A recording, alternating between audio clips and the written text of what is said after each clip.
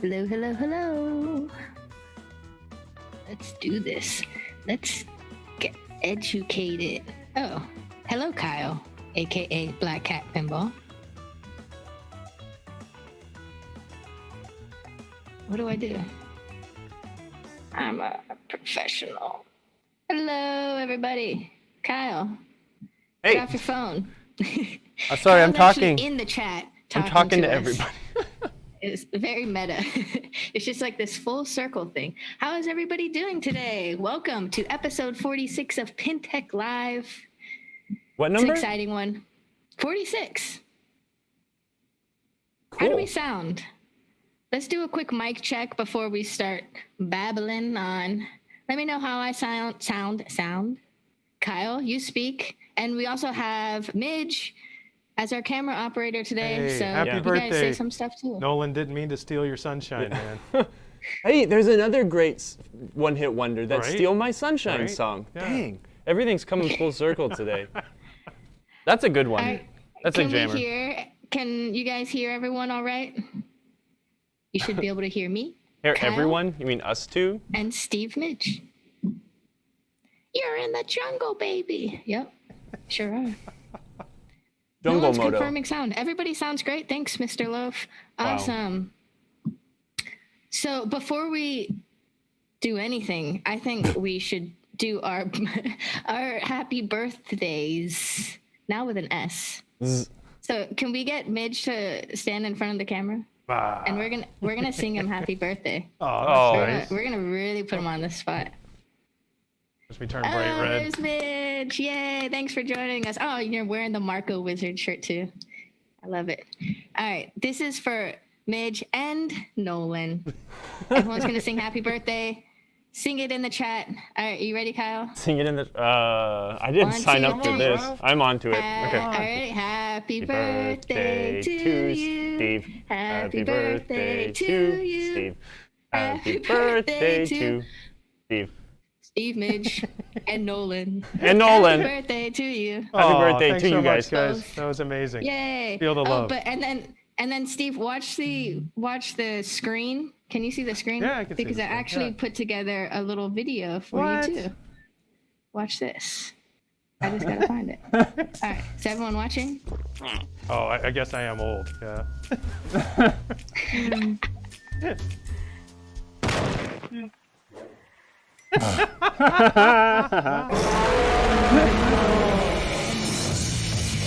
Nice.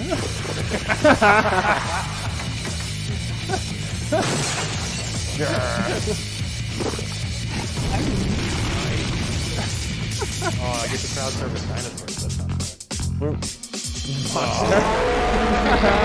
Thanks so much, Emoto. That was cute. Happy birthday. Was there any sound to that we were missing?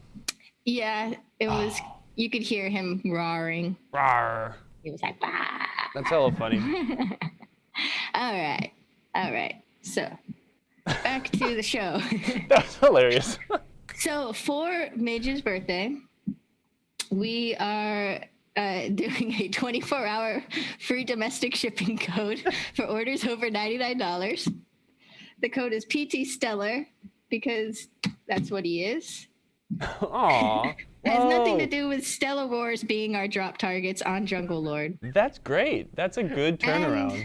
And the addition to our usual weekly code is that the code today comes with a free stud buddy.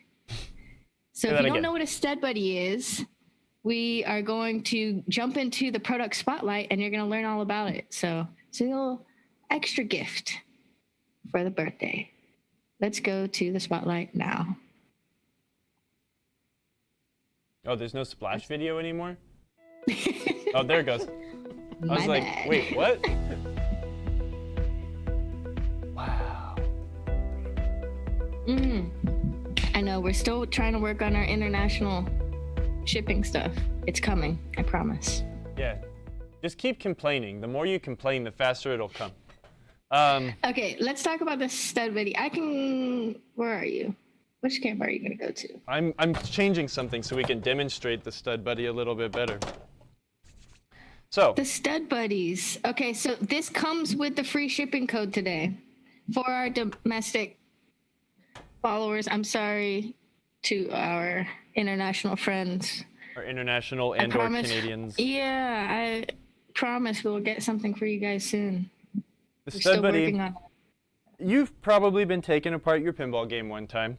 You're taking the nylon lock nuts off the top, or maybe you've got a Gottlieb game and you've got those neat stamped thready guys, and you get real mad because while you're trying to take it off, your whole post comes off. Well, that's kind of a pain in the butt, right? But step into the stud buddy. Oh, it's labeled too. That's awesome. This is actually a neat recreation of an old Gottlieb tool, which it's a 2/4-inch wrenches, which allows you to grab onto the post while you are unthreading whatever is on top. So, I don't know. I guess we don't need this camera. Steve, can you No, let's zoom do in? the camera. I like the close up. Get it back over there. Sorry. Close up of Jungle Lord's bicep. So sometimes when you've got those elastic lock nuts onto these guys, they're basically fused. Or not the elastic lock nuts, sorry, like the nylon cap nuts. They're fused onto these threads, and you'll start unscrewing them, but the entire post will start coming out of the playfield. These guys are handy because you can unscrew them a bit, get them a little loose, stick the stud buddy on there, and that'll hold your post while you unthread the attaching hardware. So you've got a long side and then a 45-degree angle side. So whichever way you want to swing, you can swing that way. So yeah, it's a handy tool. Good to have around. Makes taking apart playfields like that much faster, you know? And now if you use our sweet free shipping code, you can get one of your own. Who doesn't want their own stud buddy? I know I do. Stud buddy. I actually have a couple. They're awesome. Have this cool Marco etching on it. Oh my gosh. What has happened? Let's watch it again! Can't get enough of the birthday video. Awesome. Snuck in there, huh? Yeah, handy dandy, fun little tool. It doesn't take up much room in your toolbox. It's fun to have around. So, anyways, today let's do something with drop targets. We've done drop targets before on an older Williams game, Time Warp. This game has a, I guess you could call it like the 2.0 solution.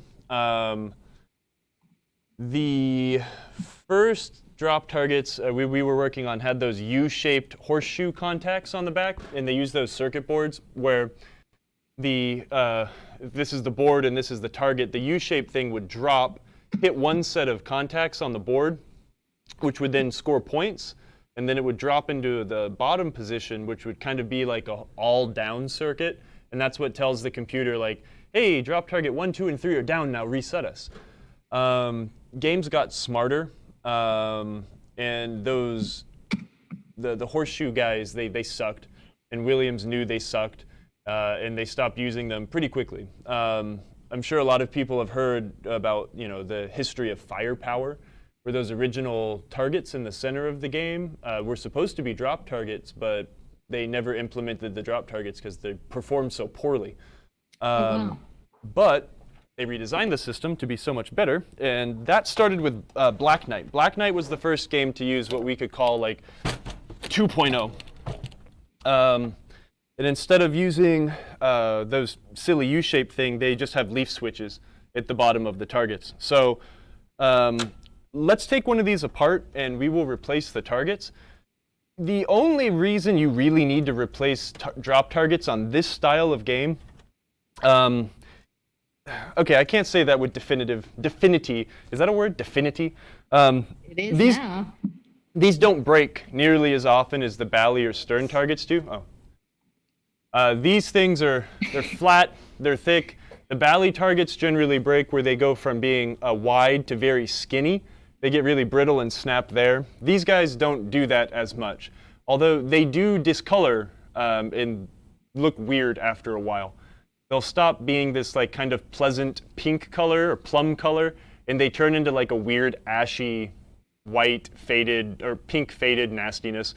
So these replace them for aesthetic reasons. They're also relatively inexpensive and not hard to change. So if you're going through the effort of taking this thing apart for whatever reason, there's no reason not to change them. But if you don't need to change them like you do a Bally target. And those ones you have right there, they don't come with the decal actually on them, right? You bought the decal separately and put it on them yourself? I installed the Jungle Lord decals on them off camera just because it takes time. So yeah, so they would come totally naked. There's two different kinds of targets. Well, the other kind of target, the one that you would use on a game like Time Warp or Disco Fever or Flash, they use, I guess you could call this the T base, and the other ones would be an L base. So they wouldn't have one half of this protrusion at the bottom. Which side is which? Okay, so this side, you would have an L base. An older game would have this side. The more modern games would have both for the entire T. This side here catches the lift from the plate that resets all the targets. And then the later games have a second side here to depress the leaf switch so that the target is closed or down. Nice. I think you can use these in the older games, but you cannot use an older target in the newer games because you wouldn't have this ledge to depress the switch. But we'll show that here once we get the whole thing apart. Oh yeah, we did do the horseshoe target ones on Time Warp when you did Time Warp. So if you guys want to see that, check out the archives. I noticed that Patrick Bergner on Facebook said those silly horseshoe targets, Flash has them, Time Warp has them, and they need cleaning constantly. Yeah. So these are better, right? They require a whole lot less maintenance. There we go. That's the angle I'm looking for.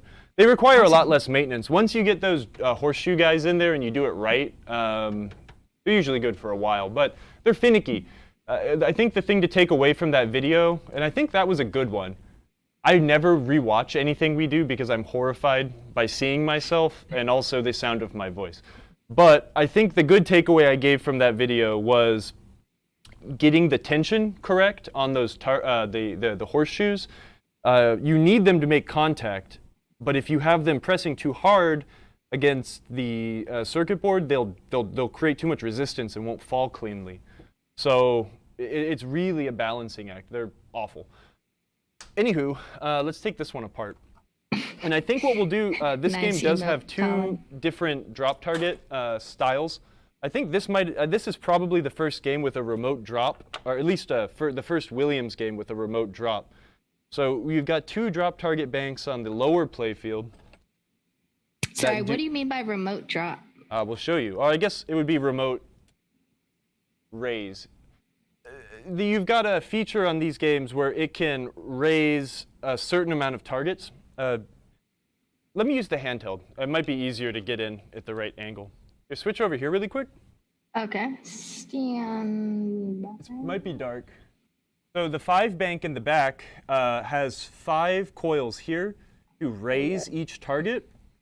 And then it has 1 coil here to drop all of them in line. So in this game, part of this, the challenge is it will raise 1 drop target, right? And you have to hit that. Then it will raise 2, 3, 4, 5, whatever. But the ability, I think this game also has drop target memory. So what would happen is if player 1 was on the sequence where maybe there was like, they were shooting for 3 targets, it would be able to drop them all and then reset them individually. I don't know if that's true. I know games like Xenon and Meteor have that feature. I don't remember if Jungle Lord did that. I don't remember the rules 100%, but yeah, I guess it's individual raise. So it can raise as many or as few drop targets as it wants, dictated by the software. But the bank is very, very different compared to the, I don't know, all at one time raise, the mass raise, where these guys, it's controlled by 1 coil with a 3-fingered plate. So when this resets, it grabs all 3 targets and jots them up at the same time. Anywho, let's take this thing off. It's actually been a while since I've taken one of these apart, because the only reason you'd really need to do this is for aesthetic reasons or if you had a broken target. They don't require nearly as much maintenance as a Bally or an older Williams one would. So let's see. Hello, Bally 81. Welcome to the show. The Bally class of 81, the best class that Bally ever had. fine But today, titles such we as work on Williams. Fathom, 8-Ball Deluxe, Centaur, Vector? Or was Vector later? I don't remember. That was a great year. Scott Sheets on YouTube said, wow, that's a really impressive drop target system. That must have been expensive to produce compared to a normal one. Absolutely. And that's what really blows me away about this game in particular, is that this thing has a crazy bill of material. I think this game does use every single solenoid drive that the board is capable of using. Black Knight, but this game also, historically, it comes on the coattails of like two of the most successful pinball games of all time, right? Flash sold like 15,000 units in 1978. Black Knight sold another 5-digit number of games in 1980. And this game came out after Black Knight. So Barry Ausler did not have many super successful designs under his belt when this game came out, but they gave him a bill of material that was just massive. It's crazy, right? I mean, And each one of these, want. you have 6 solenoid drives. You have 6 solenoids in one drop target bank. It's crazy. But yeah, anywho, the brackets are relatively simple too, compared to like a Bally or a Stern drop target bracket. Zoom in on this sucker. This really is just bent sheet metal, right? You've got, what, 3 sections on this thing? You've got your main bracket here. You've got a coil retaining bracket here. And then you've got the switch plate that mounts to the bottom. So this is a relatively cheap bracket to make, which is why I think Williams was able to stuff a lot of their games full of so many drop targets. If you look at a Stern or a Bally drop target bank from the same time, it's like 6, 7, 8 pieces, you know, collared shafts and all sorts of uniquely machined parts, where this is just super elegant and super simple. You know, even today, right, the reason why a lot of the new Stern games, why the Premium has drop targets and the Pro doesn't, is because the drop target banks are expensive, right? Williams was able to toss a lot of money into drop targets, and who doesn't like drop targets? People without pulses, so basically only dead people. Anywho, to get this thing apart, let's just familiarize ourselves here. So you've got, let's like check out the anatomy of these things. You've got these springy plates on the back here. These are tensioning plates. These put the slightest amount of tension onto this bar here to tension the drop target while it's up or down.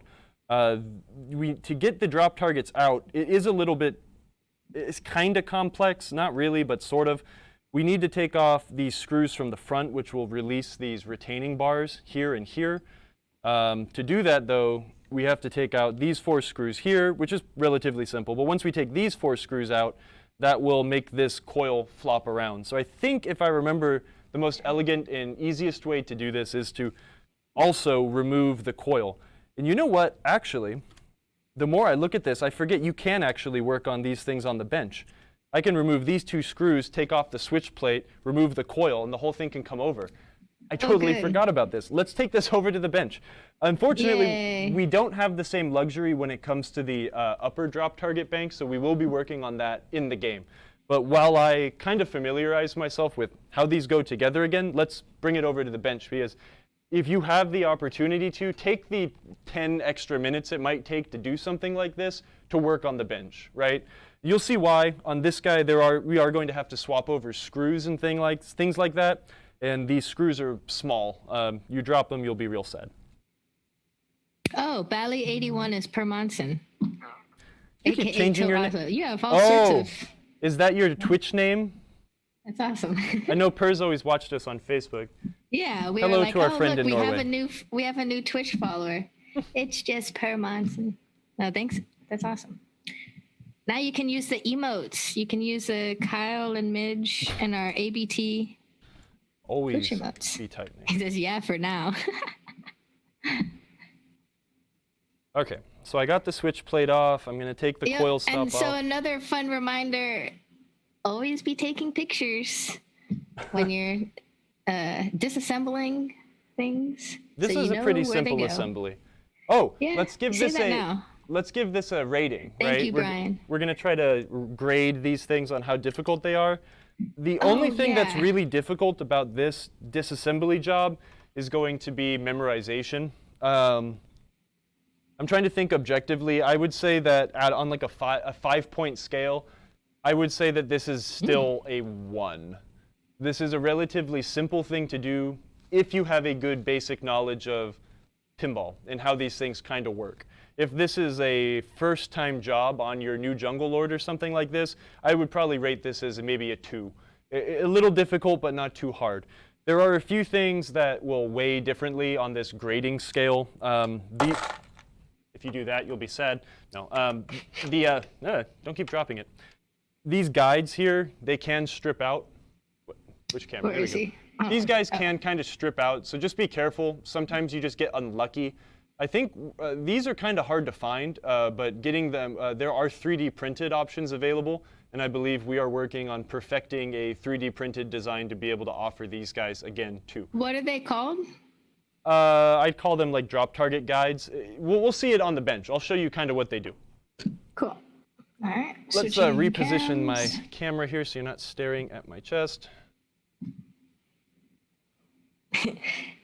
Slow zoom on Kyle's eyeballs. My weird hair. Okay. Just kidding. I am so excited to get a haircut. It's going to happen soon. Wait, but you can't just go willy-nilly and do it, because once Kyle gets a haircut, we're going into season 2 of PinTech Live, and there'll be some changes with that. So. Wait, what change? We'll talk about that later. I do remember the season 2 part, but anywho. Maybe I'll wait till episode 50, so I'll just have to tell my wife she has to put up with this awful thing for 4 more weeks. How about episode 100? So then we can at least get some nice warrior hair length before you go and chop it all off. And maybe it will be long enough to donate get it. at least halfway down your back, man. I mean, that would be See, fun, Mitch but knows. here's the problem now is like whenever I say, it's like, See, oh, Moto everyone's thinks my saying hair no is funny. haircuts. Eska's always like, oh, well, you appreciate a Moto's opinion more than mine. It's like, uh-oh. That's dangerous. No, don't say me. Look at all the people in the chat that are telling you not to cut your hair. The These are your internet fans. says, oh, you like the internet more than me? Okay, anyways, let's go back You're to getting pinball. fan mail now. You're going to start getting hate mail if you cut your hair. I probably deserve it. Let's jump on to the small camera. Try. We tried. Okay. Coming in hats. Okay, so not only are these guys kind of like a, where's the camera? Let me do this. Not only are they kind of like a guide, the drop target ledge also rests on those guys. So you've got this ledge here. Where's my finger? Right here. Focus it. Wait, hold on. I'm trying to focus it. Wait, it's not. Oh, just kidding. Wrong one. Oh, yeah. That guy. That catches Oh, on that okay. black bit, and that's what the drop target sits on until it gets hit and then I falls. see. Okay. So let's take it apart. We're going to remove the this bottom coil retainer piece first. No, we're going to remove the top one first because the springs are also attached to this bottom coil retainer here. So let's get this off first, and then we can finagle with the drop targets, not put any stress on these springs. I do think we have a lot of these parts in stock. When it comes to the drop targets, I know that we have a lot of these in stock, and I think we might have these coil retainers as well. But the exciting part of my job right now is getting a lot of these new parts created. So I will work on, I've been working on some Bally and old Stern drop target pieces. I think I'll work on some of these Williams ones next because they're all the same for a very long time. Oh, yeah. Catching up with the chat. Hey, David Valansky, welcome. Hi, David. Brian asked, did the coil scorch that plate? Oh, yeah, look at it. Yeah, definitely. Ooh. It caught on fire at one point. The coil that was in there is also a replacement. It's kind of funny. There's not a lot of original coils in this game. There's like a more higher than average amount of replacement quality coils in this game. But that's common. You'll get a shorted on transistor for whatever reason, and the coil will scorch itself, and you'll get that. And to answer Daniel Costa's question, who asked if Kyle can do a flipper rebuild, We do have archives of flipper rebuilds on our Marco Pinball YouTube for different games. And next week actually will be our flipper rebuild episode specifically for Jungle Lord and this era of William games. Well, with the stipulation that we will be kind of upgrading these flippers. Remember, we're going to remove the old style flipper bases with the integrated coil stop, and we're going to be upgrading it to the more modern Williams flipper base plates that you would find on, your newer games. But with these Williams games, almost 90% of a flipper rebuild from all the games from this era all the way up to Star Wars Episode 1 are almost the same. So if you were interested in some info on a Williams flipper rebuild, we did do a pretty thorough one on roller games. So depending on what game you have, it could be full of good information. Yep. So just look for maybe episode 2 or episode 3. And we apologize for the... amazing quality.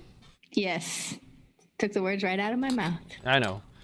Okay, so once we take all that off, we are left with our the guide, the frame, the coil retainer / spring holder is now separate. We've got our 2 retainer plates, mess of screws. The targets, though, they do have a lot of stuff threaded to them. So this target, it has the tension plate screwed onto the back. And the drop spring is also screwed into the front of the drop target. Sorry, I'm not looking at the camera. So we're going to have to transfer all of these parts onto our new drop targets. I did bring some extra hardware, just in case. You never know on a game that is 41 years old what things can be cobbled together and what kind of drywall screws someone may have cut in half to make something work in place of one of these. So, check your parts diagrams and find the correct parts just in case. It's always handy. The more common thing on these old drop targets, and again, another reason why you would need to replace these is the targets strip out, and then you cannot get the correct, this is a number 4 screw, and then I think these are number 6s that thread into the plastic. So that is common. And if that happens, your best bet is to just replace the target. So we'll transfer these over one at a time. On new targets, you will have to cut new threads with these guys, so you might have to squeeze a little bit. I switched screwdrivers. This is a number 1. This screw is for a number 1 Phillips head screwdriver instead of your standard normal number 2 head Phillips screwdriver. Use the correct screwdriver and save your screws. Do not screw them up. Terrible pun. I didn't even mean that to be a pun. It really wasn't. I think what we need to do for season 2, for the days that we can't have Midge here as a camera op and stuff, we should just record his laugh so we can have a Midge laugh track. A laugh track would be great. Every television show that has a laugh track, well, no. But it's our own unique laugh track. Yeah. I'm not going to finish that driver, sentence. we are switching out the drop targets this week. Either that, or we can go with a film before a live studio audience. Yes. Let's just take PinTech Lab out onto the streets of Columbia. I wonder if that will ever happen. Work in progress. Did you just call me a dork? A dork in progress. Yeah. I'm not a dork in progress. I'm very, very much on the path to dork. Work in progress. Oh, yeah, I guess I'm one of those too. Okay, thankfully all these. Exactly. Oh, my bad. TVMGC knows. These are also number 4 screws. I'm remembering something different. They are not number 6 screws. So. Anywho. So I think the only other alteration in Williams drop target history that uses this style of target would be with around the advent of the System 11 era. I believe once you move on to games like Pinbot, that the leaf switch was then replaced by a micro switch, but they do use the same target. But instead of having individual leaf switches, all of the targets were now the switches were then switched to micro switches for extra reliability. Nice. Oh, quick shout out to Alan who just joined us. He says, "Hey guys, just bought $400 worth of super bands. Whoa. Thank you Whoa. so much. He's got a lot of games. That's You're a lot gonna of. be very busy." Oh, I think I know what Alan you're talking about. Hi, Alan. That's awesome. Yeah, I'm he's a- excited to do a super band episode. He's an OG and he likes super bands. That's awesome. I put super bands on my TNA, and then I didn't really play it. It hasn't been at home, but I brought it home a couple weeks ago, and You've been so busy. yeah, I love the way I like them a lot. Hey, can you tilt your handheld camera up and maybe walk it back just a little bit?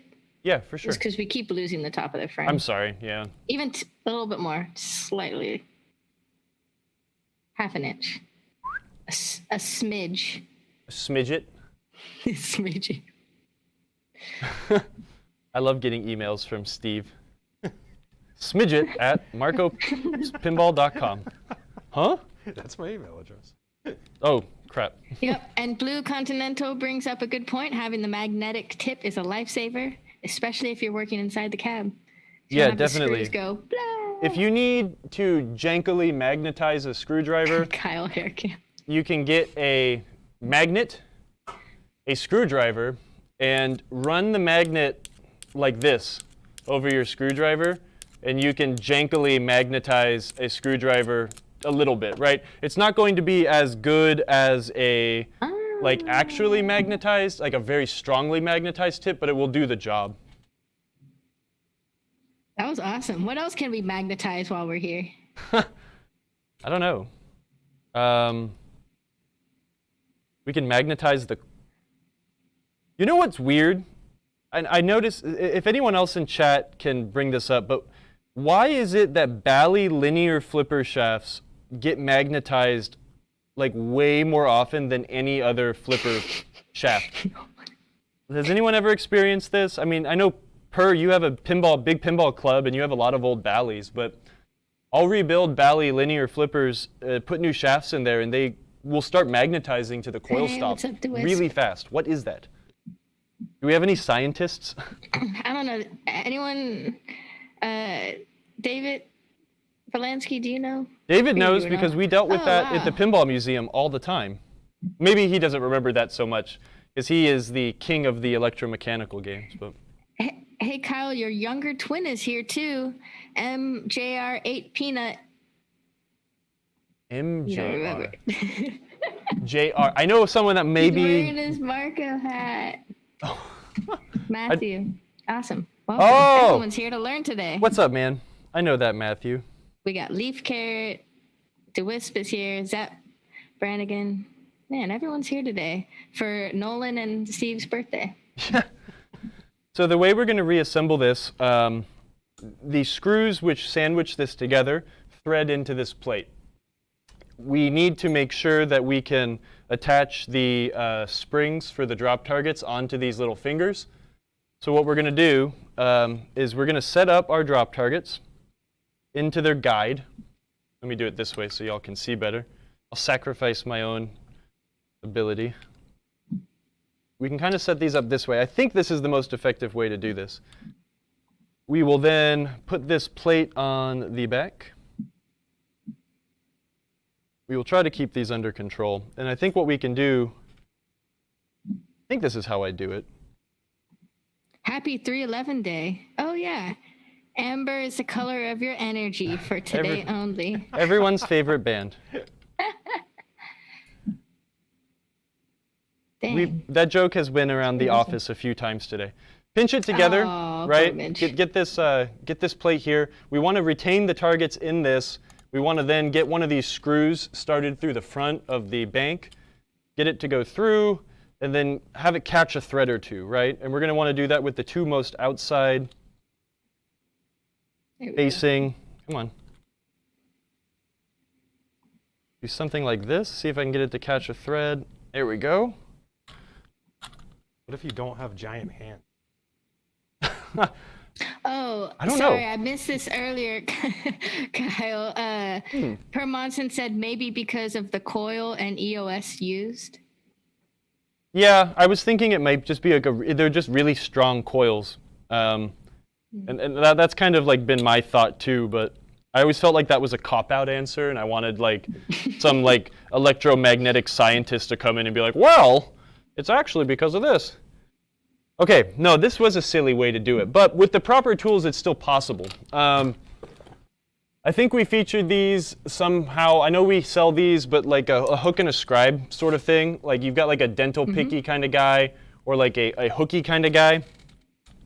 If you get this at the right angle, you could get your little tool up in here and pull the spring down. I think we will try this a different way next time, or I'll take it apart and see if we can find a better way. I thought that when we would have it in this position, the spring would actually stick down a little further and it would be easier to get up and in. Actually, we might be able to simulate that though. Here, let's do something a little janky again. Let's loosen this up and really only have 1 or 2 threads catching. So if we only have 1 or 2 threads catching into here, we might be able to sneak. No, let's do it this way. Check it out. I've got a better idea. Imagine if you were actually doing this in the game and not on the bench. It's not as fun. Even crazier. But that's the thing, is like you don't have to take these apart too often, right? It generally only for cosmetic things. What is the most elegant way to do this? Well, I guess at this point, right? Live. Oh man, banned. Leave carrots banned. See ya. Wait, what happened? PinJank live. This is. It really is. We do things janky here. No, that isn't the best way to do it. I really think the best way to do it is fishing for those springs once it goes in. The other way we might be able to do it is to get this thing up and in and try to attach the springs and then pull it through, but I'm also not convinced that that is the easiest way to do it. Let's see what we can do. This is like a crazy puzzle. Do you remember those circle puzzles that was like in 8 pieces that you would get at the bowling alley and the little quarter machines, and they're all different colors and you have to like hold them together to perfectly create the circle? I do not remember that. When I was at the I know bowling what alley, you're talking about, Emoto. Okay, thank you. Kyle's too young. I think so. I was playing pinball at the bowling alley, or Area 51. I mean, any 25-cent machine. It didn't have to be at the bowling alley. Yeah, that's true. That's just where Emoto got them. But I always spend all my quarters on I always got the video stickers games where and you pinball. push in the 50 cents and pull out the That chunk Beavis and is so Butthead stickers. satisfying. Good chunk. So I think this is the way I'm going to do it, and everyone really should have one of these. Hold this sucker up, find the spring, catch it, and pull it down. I think that is probably the easiest way to do this without trying to do some sort of weird finger drop target bank yoga.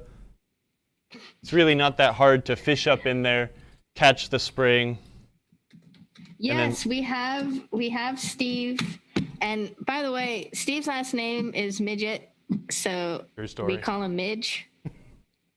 So you hear Steve, you hear Midge. It's the same person.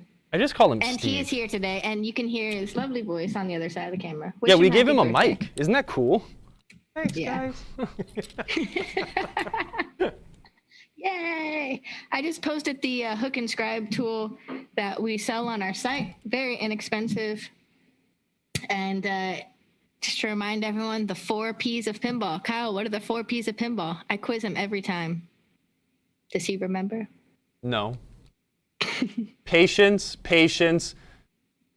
piece of blank, and pinball. I don't know. I'm pretty sure that's what you said last time. We should change it to the 5 Ps and add patience. Poking, prying, punching, and probing.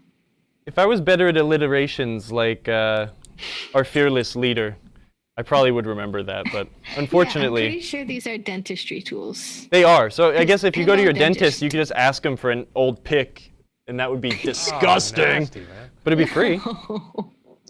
Or you can buy a set on our website for only $3.99. Oh, that sounds like a much better deal. So it's not hard. You got to do a little bit of prying and poking and picking and stuff. Probing. Yes, we kind of did all those things to grab these screws. You also did the pulling. of the spring. So I there's did. a fifth P. Huh. The fifth, in pinball does involve pulling. You have to pull the plunger back on most games. Pulling. Huh. It needs to be 6 Ps. Oh, Jeez. man. Huh. You Wow, got look a at lot of this. work We're to turning do. the world upside down today here on PinTech Live. Make sure that these are nice and snug. You don't need to overdo it. Check them all again. I know I got these guys, but double check. There we go. We have fresh drop targets. That fall nicely. Oh, that one doesn't. Let's give it another chance. Let's see. Ooh, yeah, that ain't good. One more chance. Ah, hey, look at that.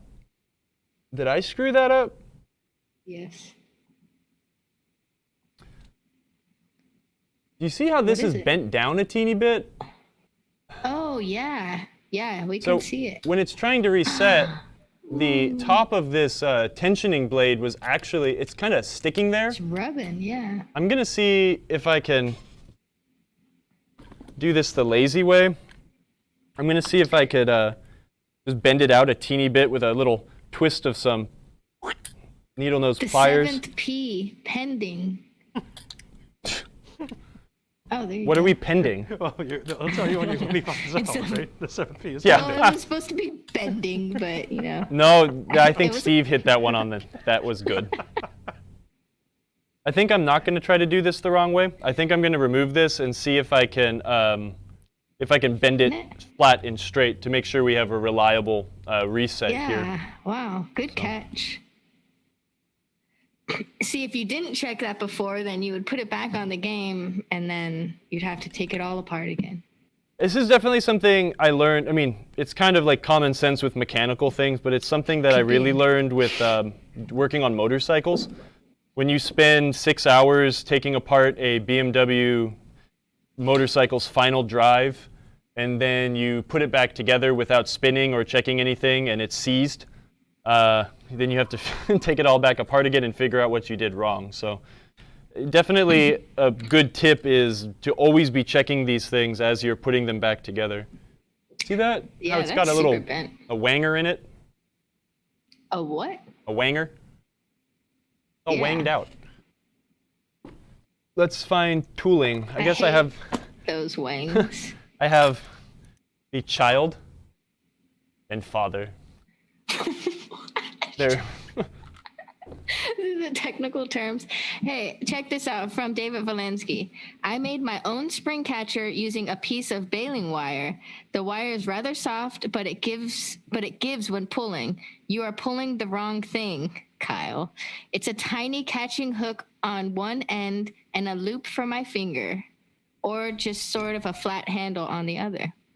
Yeah, so it's kind of like a motorcycle exhaust spring puller. I have a humongous one that you can stick between your fingers here, and then you can pull these like super thick gauge springs to keep the exhaust pipes on motorcycles. Vander Guten Yes. said mount it turned 180 degrees. I don't know. Yeah, I could have, but I also wanted to solve the problem, right? I don't want to leave it all goofed up like that. Good thinking. So now But it's that all is a good straight. way to fix it. Okay, let's see what we got now. I always like when something doesn't work right on camera and then I start sweating. It's like, oh, how do I do this? No, it's good because these are real life situations, scenarios that would happen. Oops. So it's good that it happens That's right. to This us too. thing is way older than I am. Not way older. 1981. Rub Yeah. it in, baby. Whatever. You were a baby when this came out. So what? He was born inside the Jungle Lord machine. Makes sense. It was his cradle. That'd be a scary cradle. My cats love it. They're scared of everything, but as soon as I like open up a pinball game, they're like in the coin door. It's so weird. Okay. Oh, that one didn't make it. Oh, geez. Come on. There we go.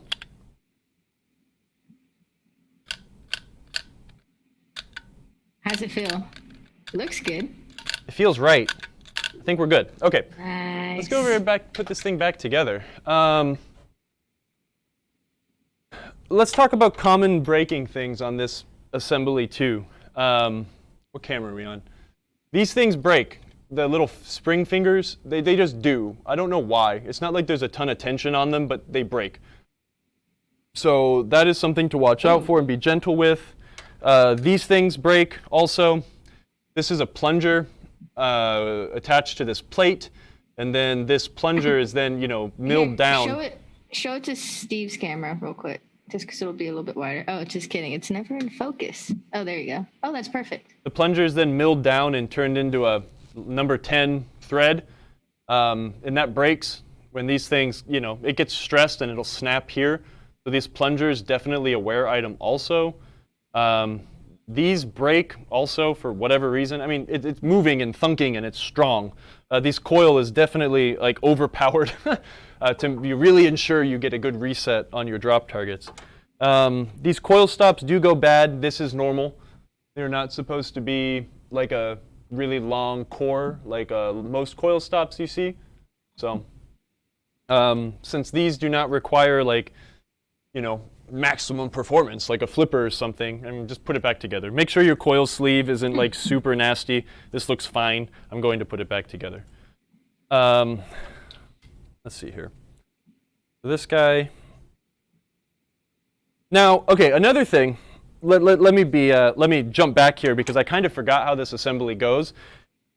In normal operation, these fingers will never be this far down. This plunger holds them at an extent, right, where they could never, it's just a millimeter or so, but they can never escape that bar. I still think that I'd rather have it put back together the right way, but if I kind of remembered how this all went back together, we wouldn't have had to do that. Anyways, I still think I would knock points off of myself for not fixing it like that. This coil has semi-acceptable solder, but I'm not going to mess with it. We're going to remount the coil in here. Oh, Don Ford, welcome. Hello. Welcome to pinball school. Great. Pinball school. That's a We're cool doing ring to it. drop targets, so. Yeah. For purely vain cosmetic reasons. But also because this isn't Stellar Wars. No, but if you had that bent piece, that drop target would not perform very well. So you saved his life. It could be a failure point. You're right. Get this guy. Assuming you weren't the one who just broke it. Can never tell. I am kind of like a bull in a china shop sometimes. No. All right. Screw the coil stop back thank you. in.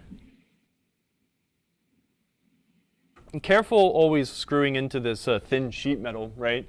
You've only got like one thread. So if you really go like ham-fisted and try to like use 50 foot-pounds of torque, you're gonna strip it out. So just be gentle so you don't have to go in there and retap it or anything like that. Nice. We do not need to reattach the spring, the target plate until it goes back on, right? We have perfect access to the bottom. So let's give ourselves a little bit more room while we're reinstalling it. Going to get my 1/4-inch nut driver. And the generally, these are number 6 by 1/2-inch sheet metal screws with a hex head. A 1/2-inch screw is like the most common sized pinball playfield screw. If you get these things and you hold them up to the playfield, you'll be like, holy moly, that is going to peak and crest out the playfield. But when you take into consideration that there's like another 1/16 of an inch or whatever, an 1/8 of an inch, or not an 1/8, but like, again, the thickness of the plate, it backs itself off. So they're handy to have around. Keep them in multiple sizes, number 6 and number 8. Sometimes if you don't have the luxury of getting in there and filling a screw when it's stripped out, you can use a larger number 8 screw in the place of it to tighten up an assembly. That's handy. Again, if you don't have the luxury of filling a hole, it's always a better idea to use a dowel and some wood glue and fill it in, but I wouldn't knock you any points for just throwing a number 8 screw in there at the same time.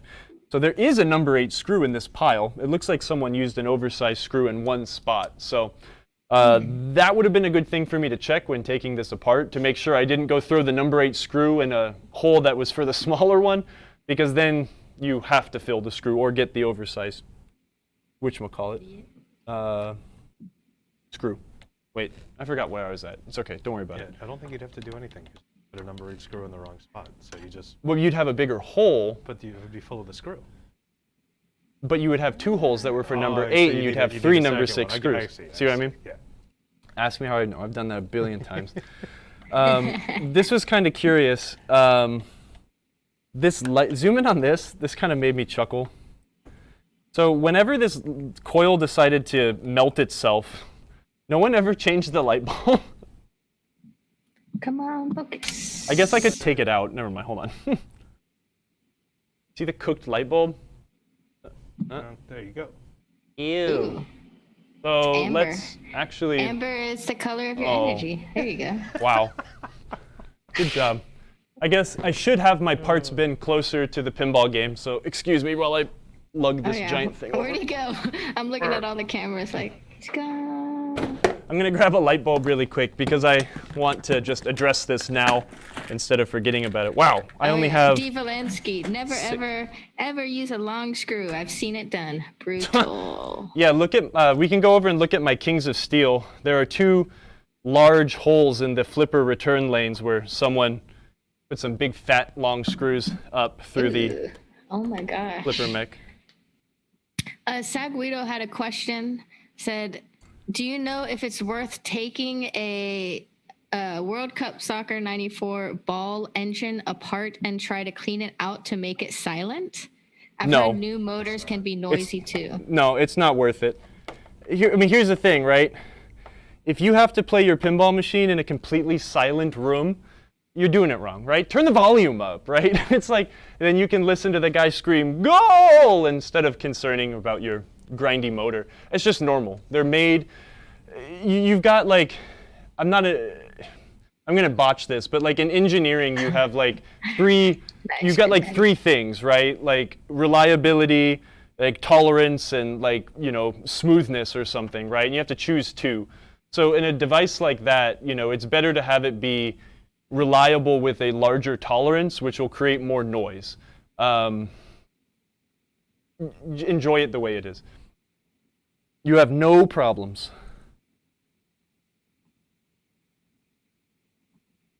I forget what that saying is, and it's going to bother me the entire time we're on camera now until I can remember what the exact saying was.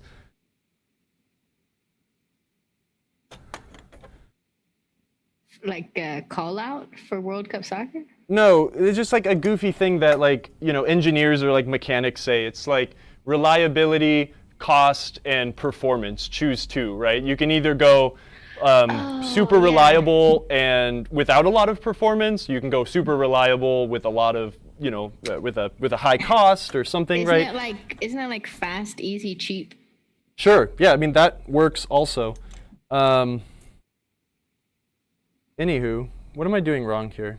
Am I forgetting something? Do I have the wrong screws in front of me right now? Here's where it's good when Kyle's dumb and realizes that he's screwing things on in the wrong order, and I need to reset my drop targets, and this slips underneath here.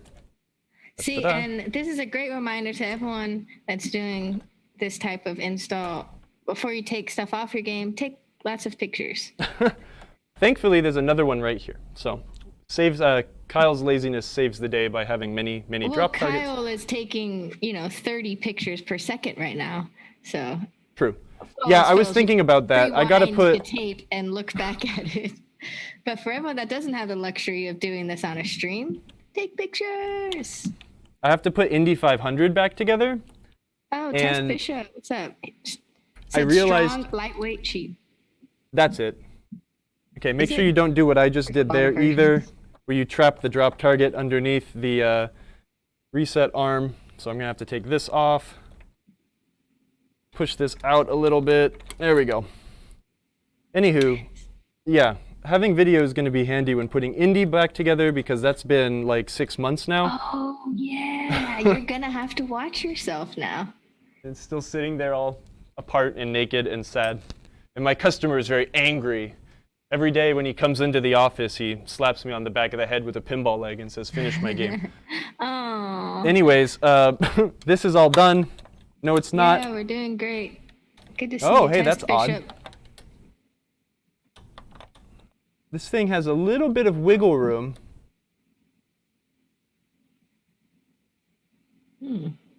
Look at that. There's a little bit of wiggle room. So if this thing rotates to one side or the other, it's kind of jumping.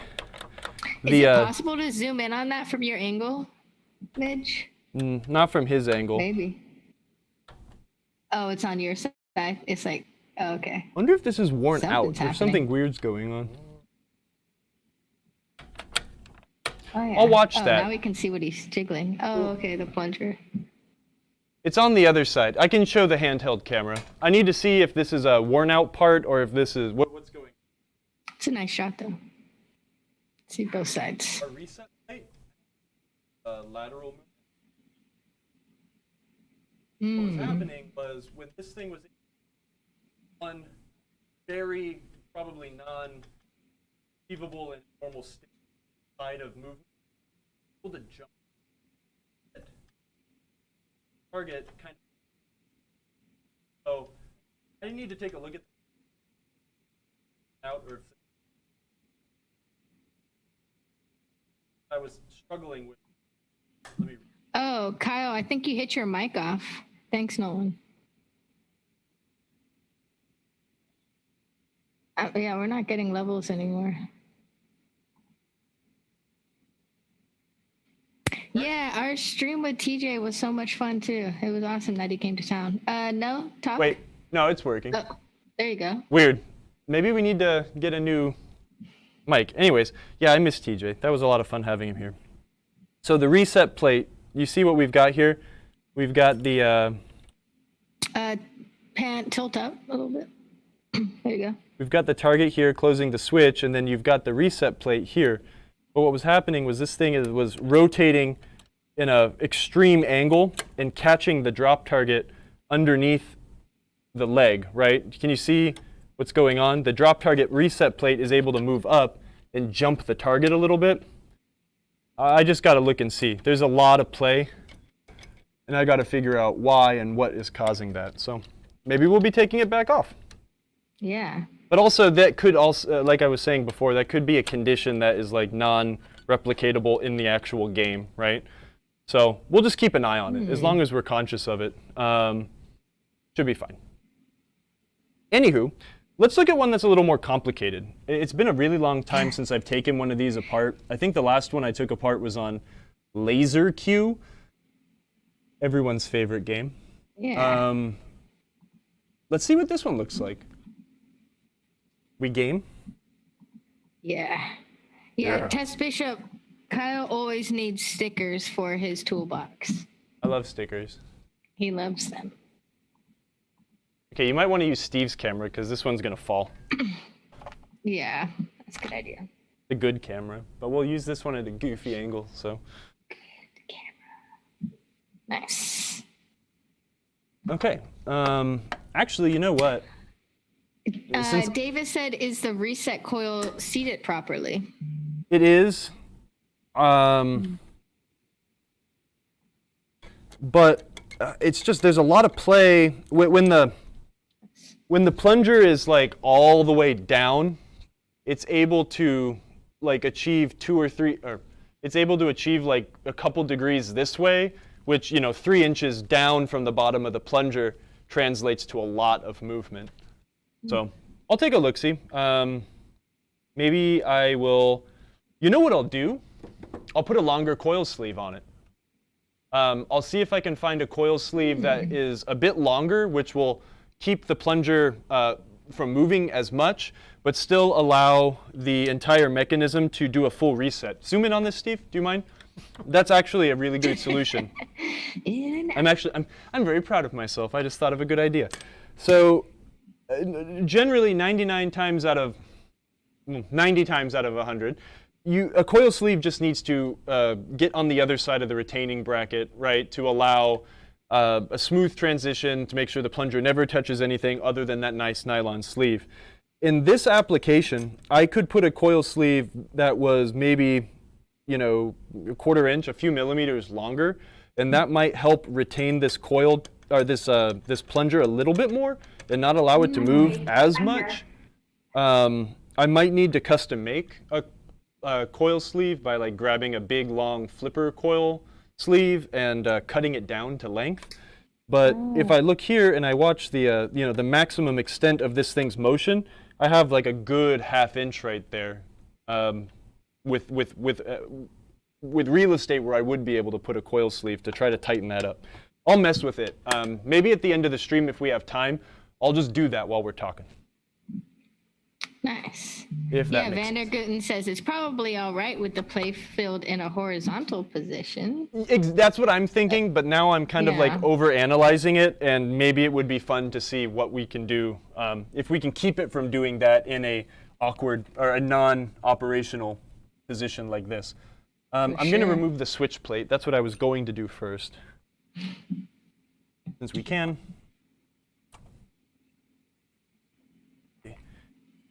Is Indie Pins in the chat? How many drop target units are on Jungle Lord? 3? 3. 11 drop targets in total. 2 3 banks and 1 5 bank. I think Black Knight don't has know if Indie more. Pins is here. It has 4 3 banks. And I think Solar Fire probably has the most. I think Solar Fire has a 5 bank and 3 banks. I don't remember. Oh yeah, we can see the coil sleeves are much longer here from our angle. This one's so wacky. This is going to be a giant pain in the butt. It's going to be fun though. Nolan hates drop targets. Get out. Ban that guy. 24-hour ban. Dang. Not happy Nolan, birthday anymore. Get out of here. no, It's his birthday. Oh, that's a He crime just hates against the pinball. one drop target. Single drop targets? Okay, I can That's see the that. one leading up to the boat or something. Trying to What? like remember. On Sopranos. Oh, sorry, Oh. on Sopranos. Yeah, I guess like the lamest kind of drop target is the single drop target that just keeps you from hitting a shot, but I kind of like it at the same No, time. I like it. Yeah, you gotta break down the gate to enter. That's right. Inline drop targets are my fave though. My hair. Oh, The nice. Denisi lock is my favorite. That's right. Inline drops are so good. When I have Kyle's pinball game custom thing, it's going to be all about inline drop targets and spinners. That's my favorite in pinball. Oh, elevator drop on Aerosmith. Yeah. They have their place where in did it some go? things though. Like I like it in Indiana Jones how you hit that one down. Come on, Cal. You knock that one down in front of the captive ball, and then you can hit that captive ball in that ball trail. That's kind of fun. So I had to Test remove. Bishop, go hold on. ahead. Test Bishop asked, would a drop target and that dropped in 2 stages be valuable? A drop target that drops in 2 stages. Maybe? Oh, I see. Like you hit it once and it goes down like halfway, and you hit it again and it goes down all the way. That's kind of neat. That might be kind of cool. That might make for some fun choreography, but I don't know how you would like design that. I guess it'd be kind of weird, but I kind of like Yeah, it. he said half and full. Yeah, half and full drop. Interesting. That would be fun. Gosh, I wish that Where's we would have the just maker taken the community? playfield Someone out to put do that this. in their homebrew. This is a pain. Such a beast. This is going to be awful, but at least on laser Q, it's like right here and not way Oh, down yeah. here. Oh, and all the targets are up, so it's going to be annoying to get out. So I'm going to lower these guys. So yeah, are you planning on taking this to the bench or just? It's so many. We can't take it to the So bench. yeah, it's like so wired in there. Ugh, Yeah, this is awful, but that's ooh, intense. hey, there we go. Something is broken. What was this? Oh no. We have a. Oh, wait. I'm trying to focus. Looks like an end of stroke switch. Oh, hey, check it out. There you go. we have a broken end of stroke switch on this upper flipper, and taking off. It was stuck in the drop target bank somewhere. So, to the garbage with you. So put that on the list of things you need to replace. Yeah. Well, when we upgrade the flippers, you know, we might as well just put new end of stroke switches on there. It's just kind of a, you know, trying to think of an analogy that makes sense, but just do it.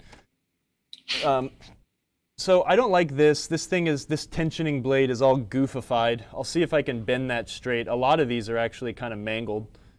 Yeah. Let's reset these. Maybe, how can we show? Oh, another screw came out. Where'd this come from? This is a small screw. This looks like it's not from the drop target bank at all, so I'm going to put it aside for now. The Williams came up with this way to drop the drop targets, which is pretty elegant. It's kind of neat. Get these things all reset. So they attached this coil. What camera? I guess you can kind of see it. We're on the top camera.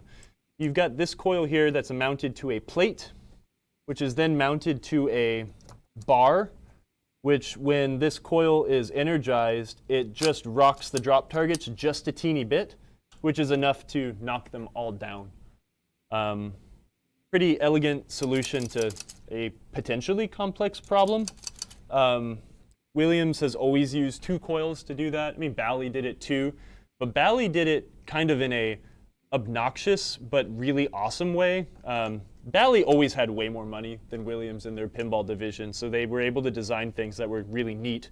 But Bally, here, let me grab this bank that's sitting over here, actually. Why does that camera just lose focus like crazy? Can you like zoom in and out real quick? Maybe try to. This is a Bally drop target bank. This is not a remote drop target bank.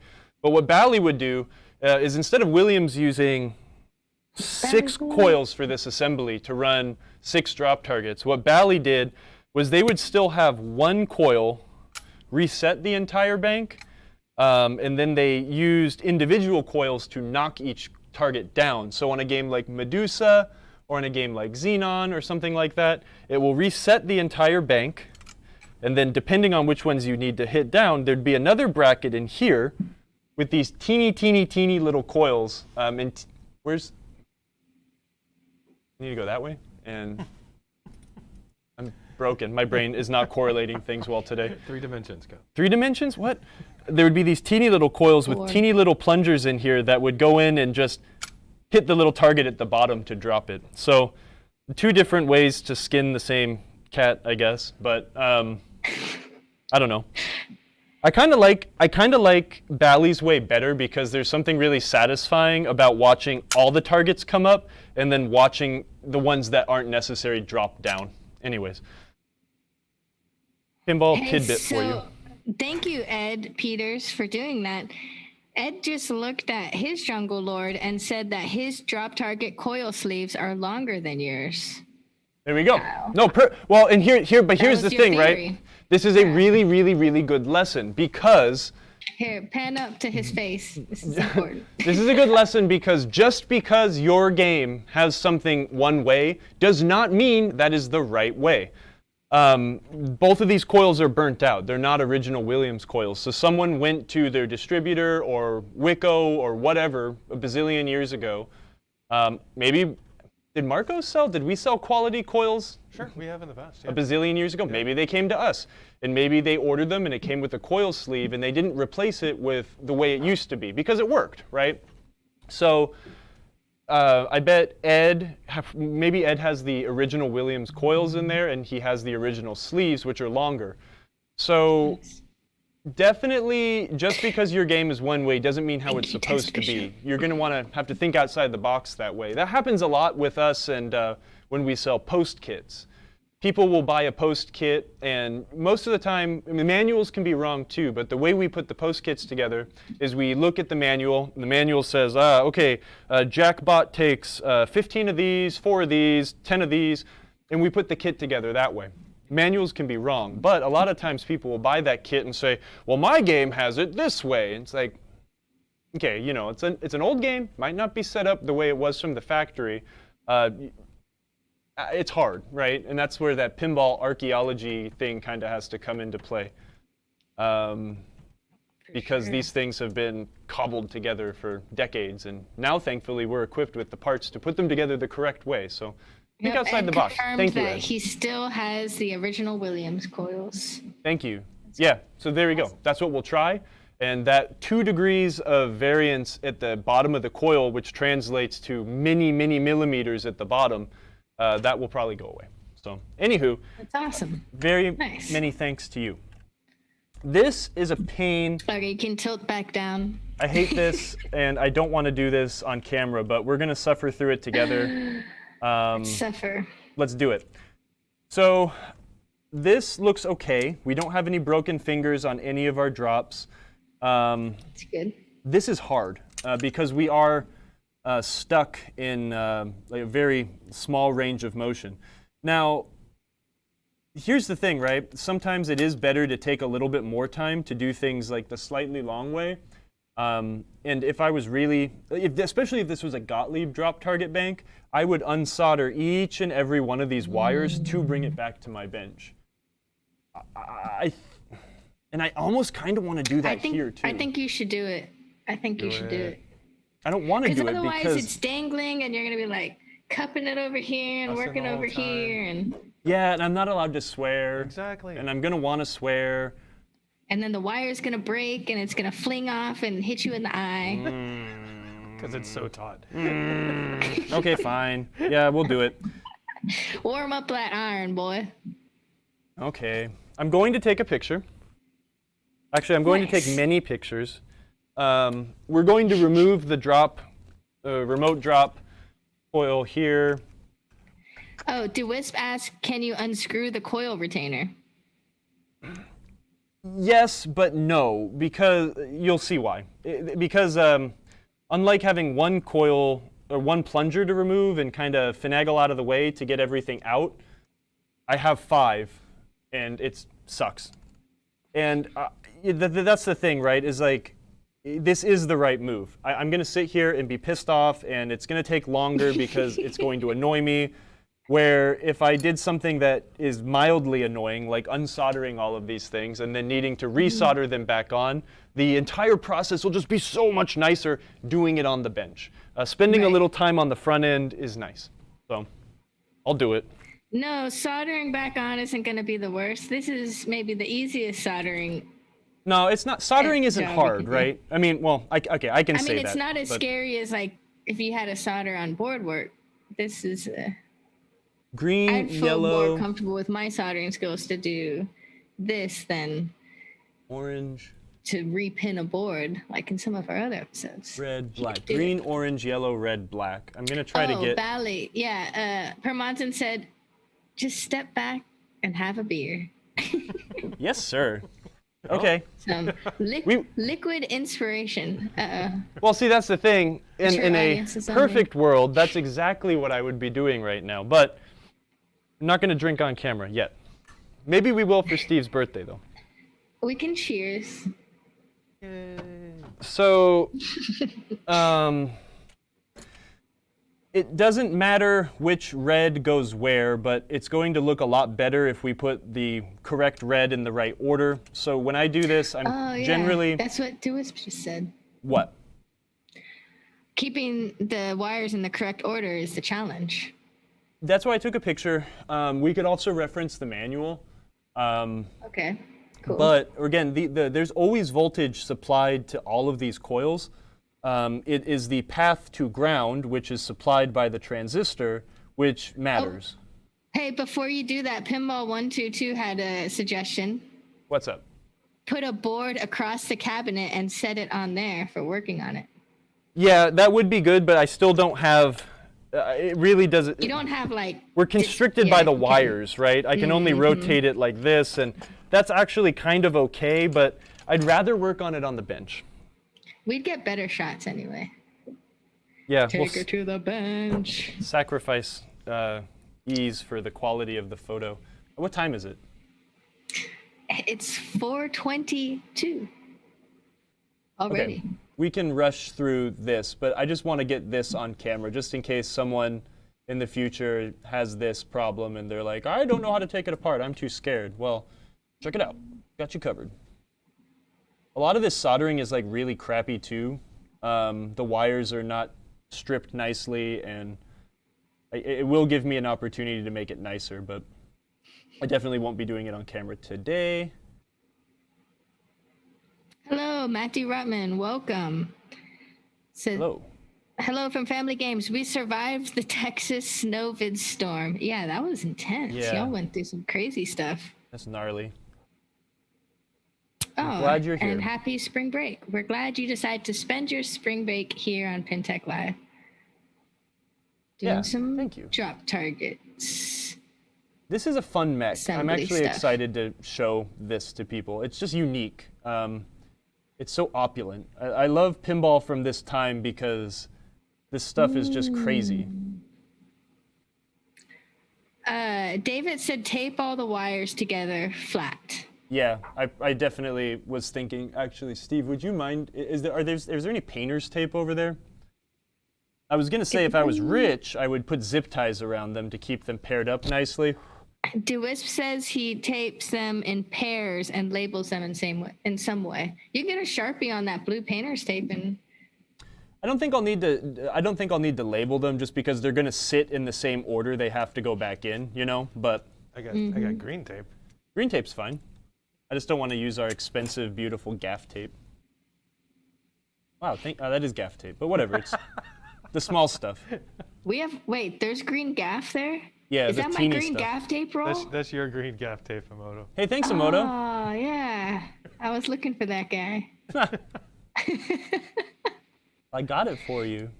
Did we use that on Yeah. our big PinTech shoot we did 1 Yeah, I year think- and 2 months ago?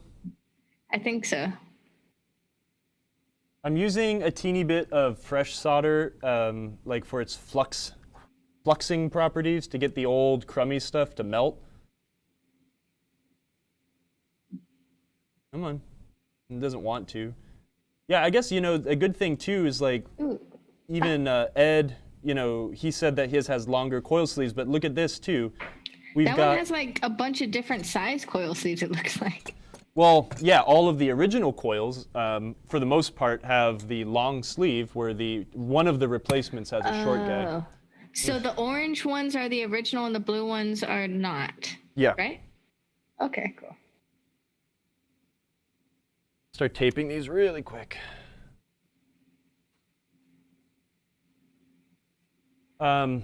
David, have you ever done a full teardown on a Jack-in-the-Box or a 2001 drop target bank?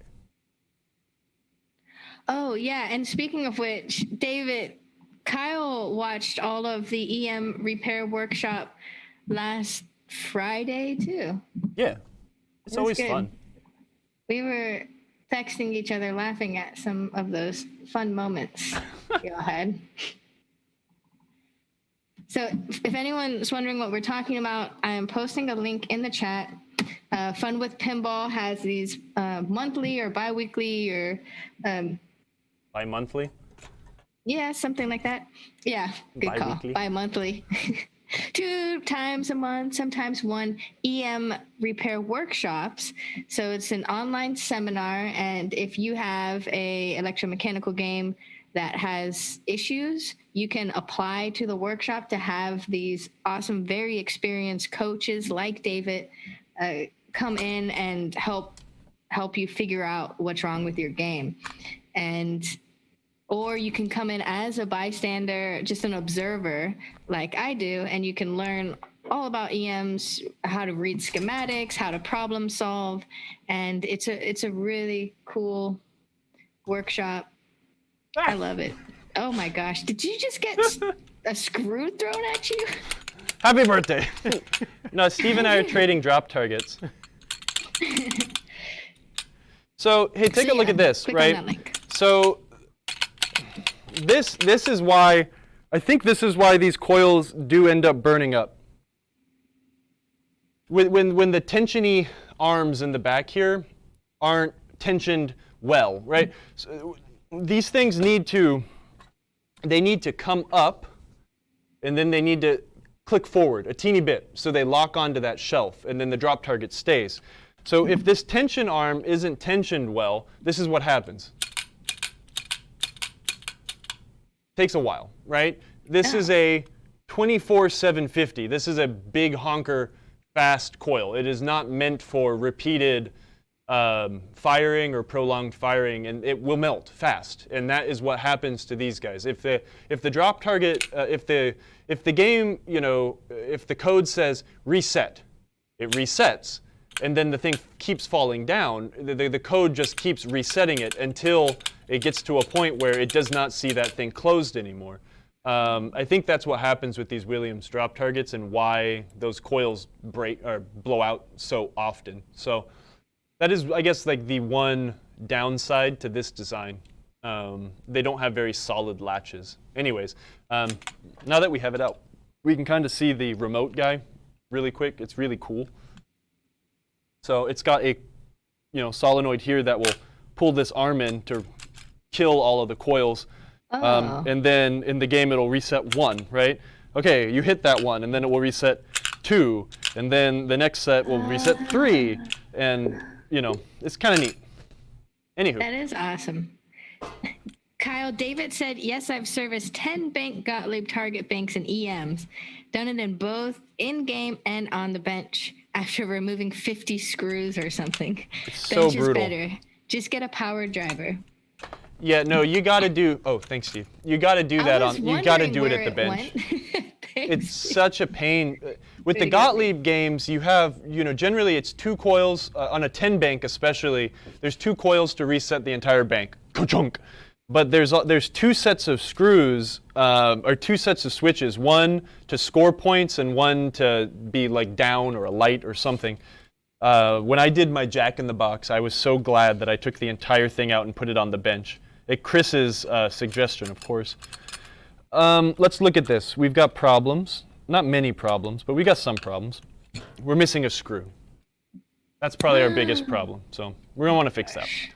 But as you can see, this is a bit harder to work on, right? We have. I could remove the retainer, but that really wouldn't do much for me because I have 5 plungers, which need to be. I can't snake out of the way from, right? So I'd need to remove all 5 of the stops, and it's cramped, and that is when I start swearing. So this is going to be nice. No, don't swear. This will be pleasant. This will be like so much fun. I'm really enjoying myself now. Before you start swearing, just think of David doing a 10 bank at the top of the playfield of El Dorado, Solar City, Target Alpha. Yeah. Which is very worth removing, he says. I want to swear and say something that, but yeah, no. I guess that, I think I've mentioned this a few times where sometimes doing something like the perceived long way will end up being the net short way, if that makes sense, right? You look at this and you're like, oh, dragging your feet. I don't want to unsolder it. It's going to take a long time. There's going to be a pain in the butt. But at the end of the day, you won't be angry and you'll get this done faster and you won't be dropping things. And Nolan asked if you could swear in German. I guess that yeah, I'm okay with that. Scheiße, you. Just going through the chat a little bit while you're unscrewing things. Yeah. Tess Bishop, Kyle, how do you feel about artwork with discarded/broken parts? I love it. It's amazing. When I got married, my wife made me. What's the thing you put on your pocket with like a flower on it or something? A brooch? A pocket protector. Oh. I don't know. Maybe there has a different name for a wedding. Square? Like what goes I don't know. Oh, the little handkerchief on thing. your pocket? My wife made me this cool thing. A pen. Out of a Space Invaders pop bumper cap that had like flowers on it for me to wear while we were getting married, and that was really fun. Corsage. Yeah, that's it. A corsage. I love. Swizzlefish. I love pinball art. My friends own an arcade here in town, and they take old, ratty, nasty playfields and have them painted by local artists in the Carolinas. and then have turned them into tables. Yeah. So that's kind of fun, That's awesome. you know? Pernicious. No.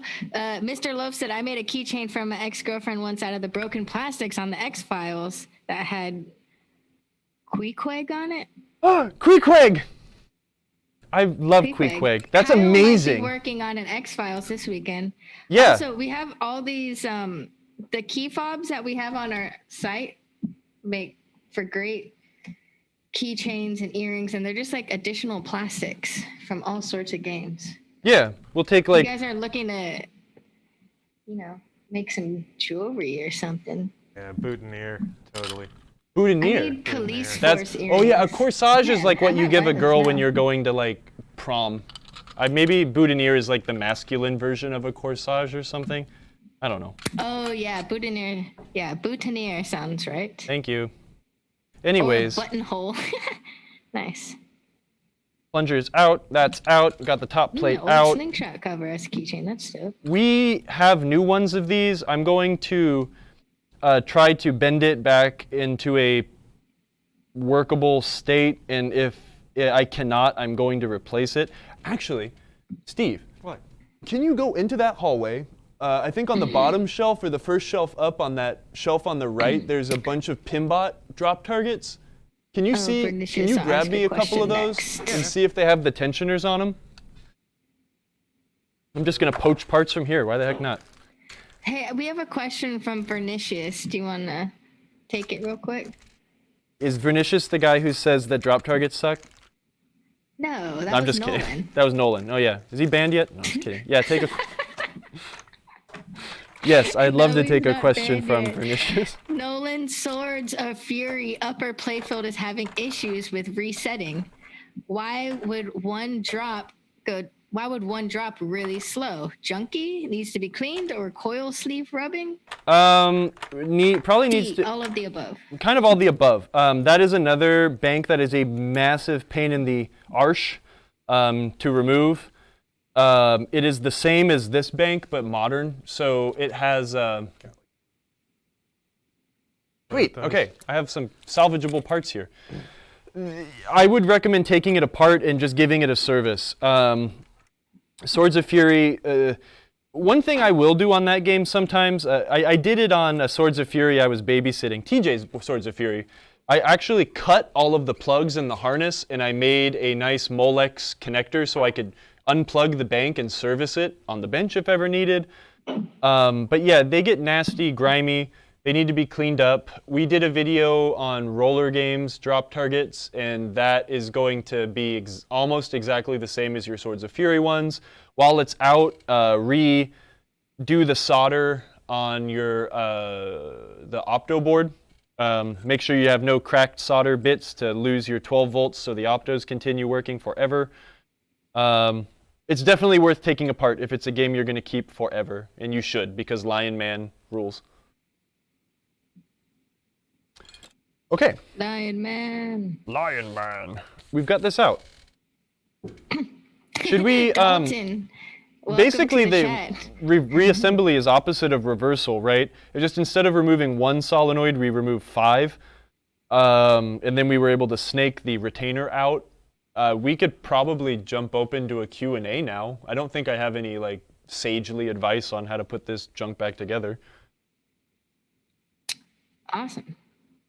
So, with that being said, Q&A. Anyone have any questions for Kyle? I mean, you guys are always organically asking him, and I try to catch up without interrupting the lesson too much, but now is a good time to ask your The lesson. random questions. The blabbing. And since Midge is here, we have Steve. Oh crap. You can ask him some questions too. Yeah? Huh? It's good, Yeah. right? Why is your hair so nice? They take good care of No, Mr. Loaf, I'm not going to ask him that question. Ask, Oh, no, I what want was to. it? Let me see. I want to answer. Kyle, why haven't you gotten a haircut yet? No, We don't discussed this remind earlier. him. Where were you, Mr. Loaf? Well, Yeah, why you haven't were- I? you were late to Because class. COVID, and I just also I stopped caring. I feel like once I turned like 28, I just He's stopped growing giving out a. his warrior hair. Sure, Ah, I'd make such a good warrior. Everyone loves it, except for Mr. Loaf, obviously. Or my wife. And your wife. Yeah. She abhorrently hates it. I hope she's listening right now. How does Kyle feel about the Socratic method? I was going to say Socrates what do you think of the method, Socratic but method? Socratic method. I'd like to hear this too. I don't really remember much about Greek philosophy, so I'm not going to be able to answer this. But this is a better question for Mr. Midget, who understands Greek philosophy. I think Oh you can yeah, learn. what do you think? You can learn a lot by asking questions. Absolutely. That's what I think Is that about what the the Socratic method. Socratic method is? Yeah, basically you already know everything. You just have to tease it out by asking questions.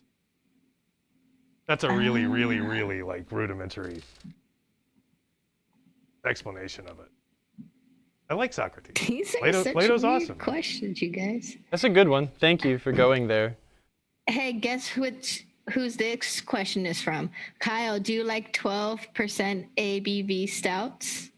Yeah, definitely. On occasion, I will definitely indulge. There's been a good trend of some nice 5% sippers going on here in South Carolina. And I do enjoy those nice light stouts. Hey, speaking of which, maybe in the last 10 minutes we can all do a nice beer cheers to Steve's birthday. Yep. Get ready backstage. Yeah, I'm sure you're at work, but go get a beer. Dalton asked, Kyle, Dalton. do you know the Muffin Man? Do I know the Muffin Man? What is happening? The Muffin Man and I go way back, man. The Muffin Man. I met the Muffin Man at UC Berkeley on the steps of the... No, I'm just kidding. What, I'm not smart enough to go to Berkeley. what is both of y'all's favorite X-Files episode? A tough one. We had this conversation last week because you got the X-Files in. Yeah, okay, so I'm going to admit, I've seen every episode of the X-Files multiple times. I'm going to also admit that I really don't remember a lot of them in vivid detail. I'm going to say that basically any episode that Vince Gilligan wrote is probably my favorite. There was one that I remember, they're just so goofy, all the Vince Gilligan ones, and I remember one that, but I remember the kind of the main plot, but I don't remember what happened, but I remember enjoying it very much. It was an episode where Mulder and Scully went to this HOA, and there was this monster that was a plant that would attack people that did not listen to the rules of the HOA, and I found that to be the most hilarious thing. I'm thinking I might start rewatching the X-Files again. I love that show. Mine is the postmodern Prometheus, the one we talked about with Cher in the end. Yeah, that's okay. That is a good one. Oh, thank you, Vinicius. Very generous. Happy birthdays and pinball swear jars. Is a little 100 like a B-Day 100? Pinball swear jars? Oh gosh. I'd be a bazillionaire of my own money. Okay, let's transfer over these dang things. Let's look at these Pinbot targets. Pinbot has some of the best drop target artwork. These ones are all way nicer. I'm just going to poach them because Speaking it's of not worth Pinbot, wasting my did time. everyone see RB Flip's awesome Pinbot Daft Punk stream? Dude, that was so good. It was awesome. I know, we should play a clip from it. It inspired me to start listening to French House, which I have Yay, Vinicius. back in my youth. Thanks We for all used the to go bits, partying. man. That was what we Amazing. would listen to. Daft Punk. Oh, Colin's off today. Oh, cool. You can drink beer with us. Okay, here, D-Wisp, actually staying on topic. Thank you, Mr. D-Wisper. Anyone know of a cheat sheet for pinball game hardware, specifically screws used for playfield applications? There's no cheat sheet I can really think of, man, but Is it possible to make one, or is it too diverse? it's too across? diverse, really. It changes with manufacturer. Yeah. as well. All manufacturers would use different stuff. It's all over the place, but I mean, look, with I mean, with playfield screws, like underneath the playfield, generally it's a hex head hardware. Generally, most things on top are Phillips head SEMs. Basically, every Phillips head screw is going to be a SEM screw, which is a screw with a enclosed or a locked-in lock washer, like this. So get lots of like number 6 and number 8 SEMS head screws, 632, 832, quarter inch to half inch. I mean, that's a good little assortment. We sell like a hardware assortment kit, yeah. Which is handy, but that's going to get you out of a pinch in most places. But just take one of your games apart, right? Like go to your game, take apart the slingshot, and be like, okay, what are these parts, right? It's expensive to have a lot of hardware holding different things together, and the pinball companies were really good at utilizing the same things over and over and over and over again. So you'll start getting used to it. Bear. When it starts getting to the really weird, unique stuff, like how different, I don't know, posts and holding unique ramps together and stuff, that's where it starts to get harder. Wait, are you bending those to be flat? I'm bending them back out to give them a little bit more tension. What is your technique? We're kind of missing that part. Just bending them out a little. Trying to get them just like you would a switch. Yeah. Or I mean, that is would you call that a switch? No. Guide? No, this is just a blade. It's a tensioning blade. And a switch, but switches do have tensioning blades on them. A lot of switches will use a naked piece of metal like this just to put pressure in one way or another. It's like a big version. Kyle, put down the blade.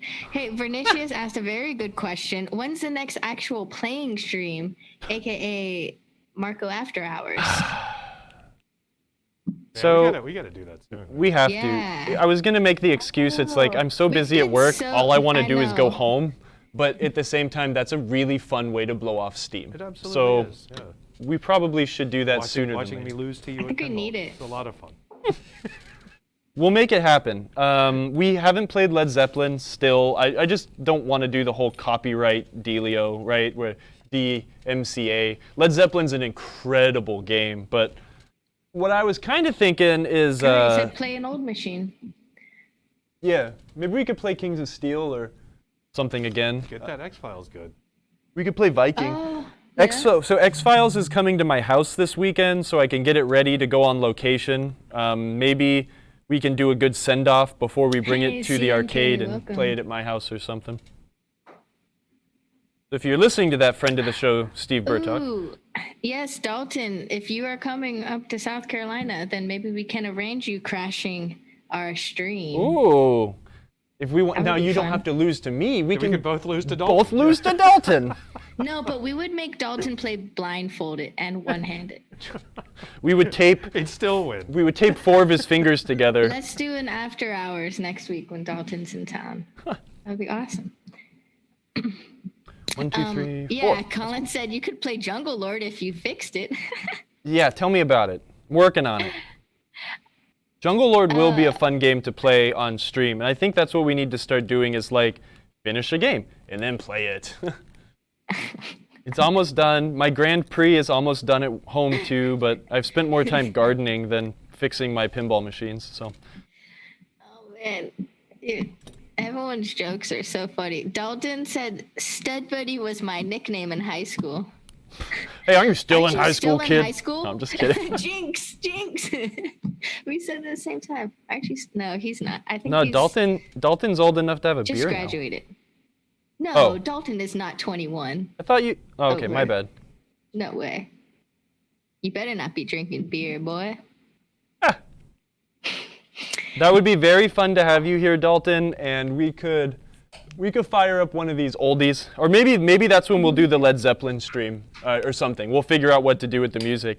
Oh, I'm very, very pleased that it's taken so long for this to happen. Awesome. But last week, software guru Mike Guidarelli was in the chat, and I requested to please change the how many numbers it goes down when you're setting the high score to date reset on a Stern game.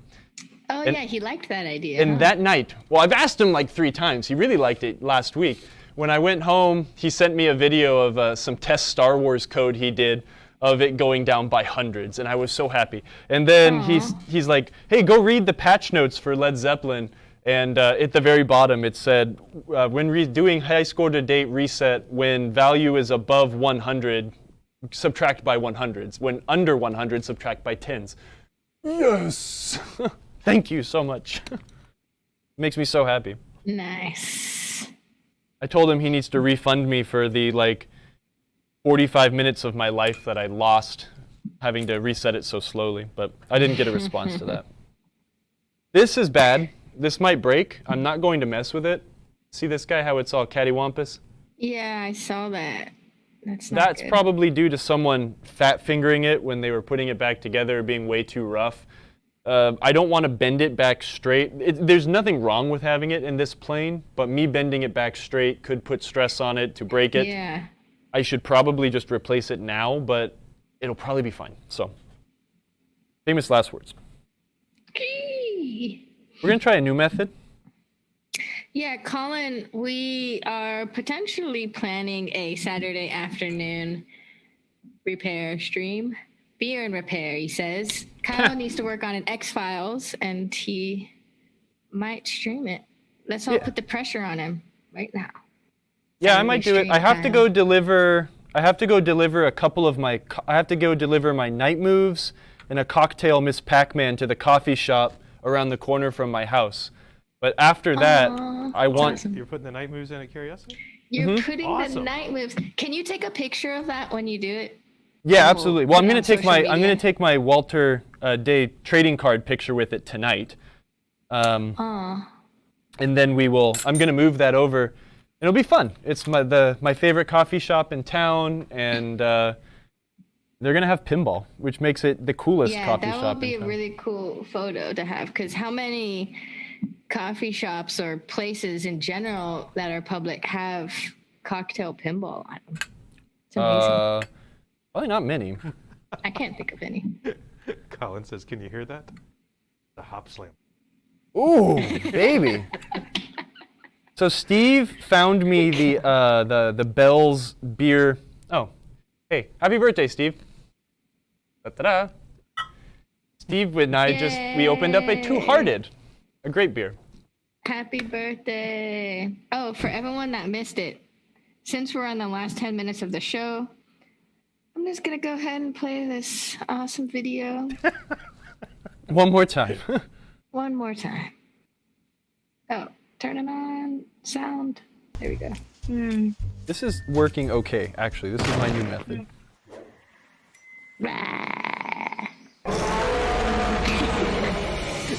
You make such a great dinosaur.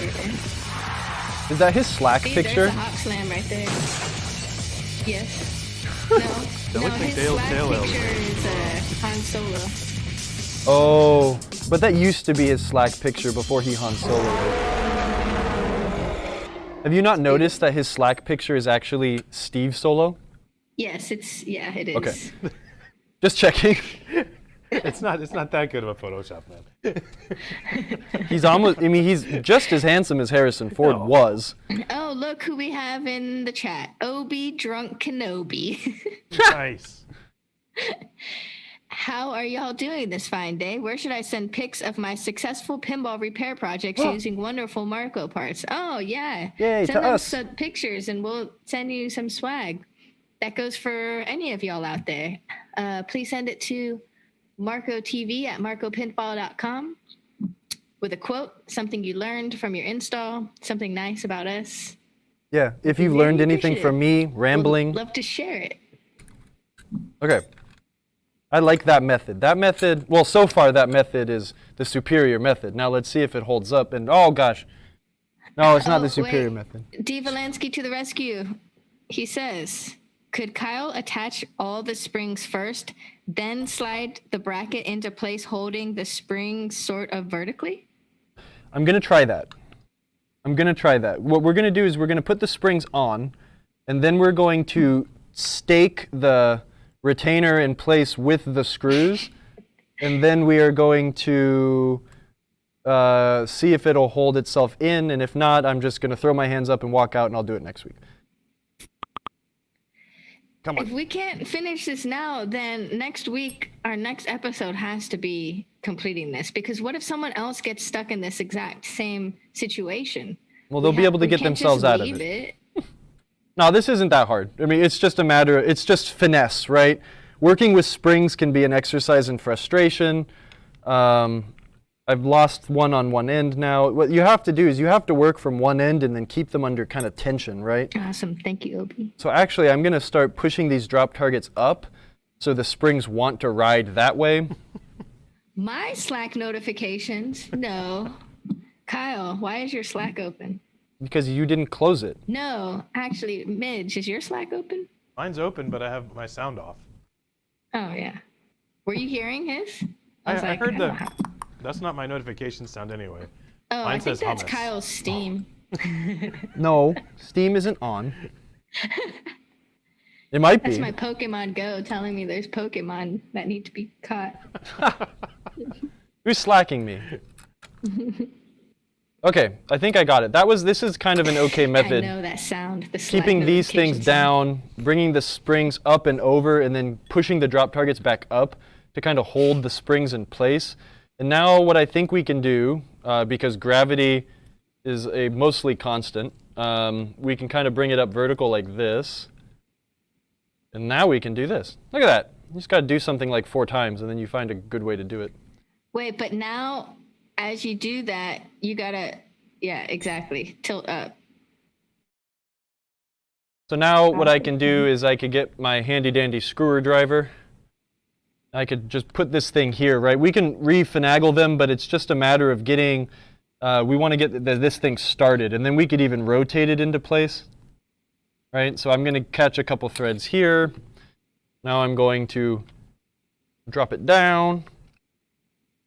And this way the springs are kind of always under tension, right? And we'll do the 2 extremes, one on either left and right side, and then Nice. everything will fall into place from there. So I like that method. Awesome. Awesome. The better method. Maybe. Yeah, that worked out pretty good. If you have a better far. method, drop it in the comments down below. And don't forget to drop a like and hit that notification bell. I'm practicing being a pro YouTuber now. I like it. Yeah. Okay, cool. These are simple, right? But this is also, again, this is not a job you have to do all the time. This isn't something, these drop targets don't break often. They barely ever break. I'm doing this just for aesthetics and because this is Jungle Lord, not Stellar Wars. And it's kind of Right. fun. And to show all you, right? And also to keep my skills up. Since I don't do this anymore every day, I'm losing it. What is that? Is that you? What? The Slack notification. It's Yeah. Kyle. He's popular in our office. It's Kelly. Virtual Kelly, you're office. fired. No, I'm just kidding. Kelly Don't fire Mayo. Kelly. No, Kelly, you're the best. No, how, you cannot fire her. How dare you? I'll fire myself, actually. I'm the failure. Kelly is You the... get fired like 5 times a day anyway, so it's fine. I know. I don't even do it to myself. Marco just has a vendetta against me because I'm so tall. Yeah, CNK said, slap the doobly-doo and the thingy. Always. Ta-da! Okay. Let's see. We can raise these guys up. Nope, Don't we say can't that, raise them Dalton. because I pinched this guy, so I'm going to He's loosen already this one. self-conscious about his hair.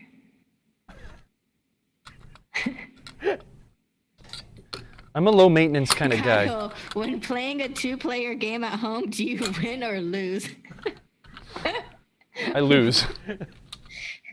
I am the Depends on world's who you biggest play it loser. against. Yeah, if anyone wants to get on Steam and mine some rocks with us, Oh, yeah. Do we have any PC gamers in here? Yeah. Totally come play get games with Deep me. Rock Galactic and we can go mining in the depths of space as I keep wanting to call them Vikings, but Dwarves. they're dwarves. Emoto and I play some DRG. A couple other people in the office play DRG on PC also. I play a lot of really boring strategy games. So if you're into boring map games, I'm way into those. We're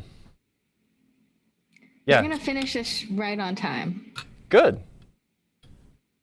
I forget, my Steam name is pretty easy. Well, no, it's not. I'm not No, even going to it's give that not. out.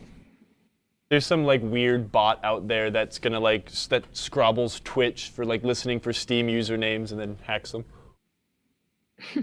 Oh, Tess Bishop was asking if that was a number 2 Phillips head you were using to screw them in. Yeah, all of these number 8 screws that hold these things together use a number 2 Phillips. All of the small hardware that is on the drop target itself uses their number 1 heads. You can very easily tell, right? This is a number 2 head.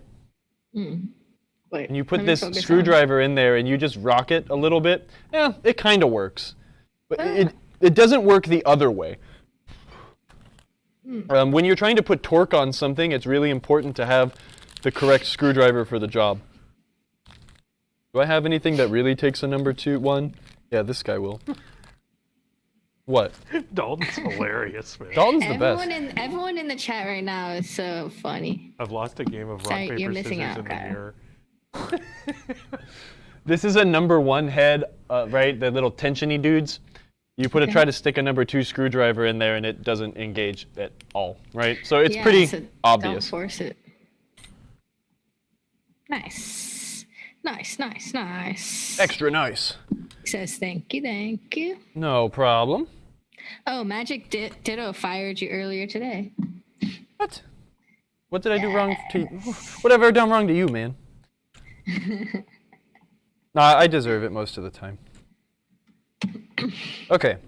This guy's gonna Man, go. that is going to be a beautiful after pick for our before and after picks that I decided we are going to do right now because that looks awesome. These are just so they're so nice. They drop so nicely. I really like this era of Williams drop targets. I'm going to put these coils back in the way they came out. We are going to replace the one coil sleeve in here that's a little too short. Is this the same? Are these the same?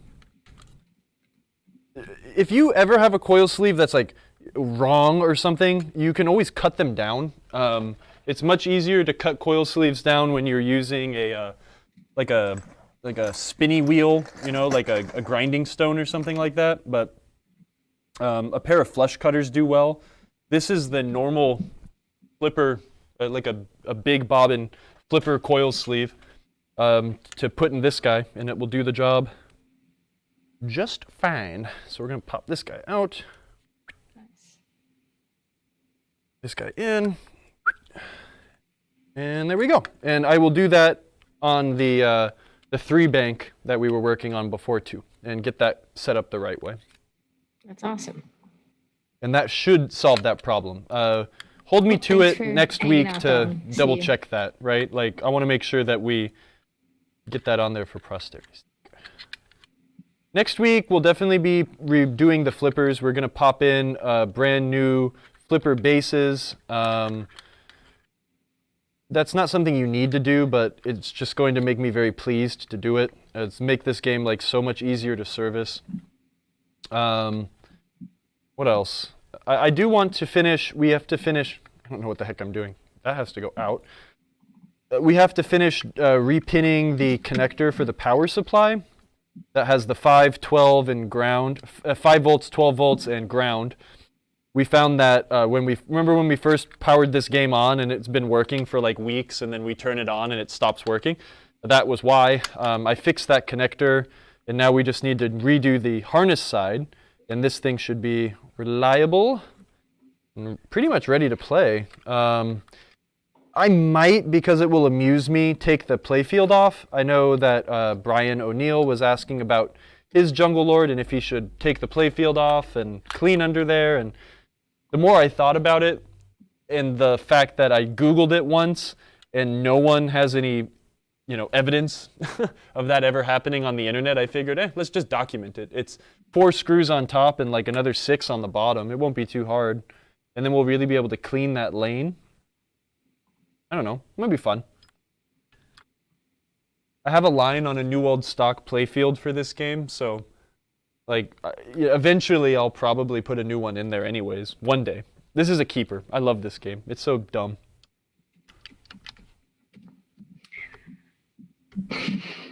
Fight Jungle Tiger. Oh, and hey, we have a question, a few questions. Scott Sheets asked, any tips on removing brass coil sleeves?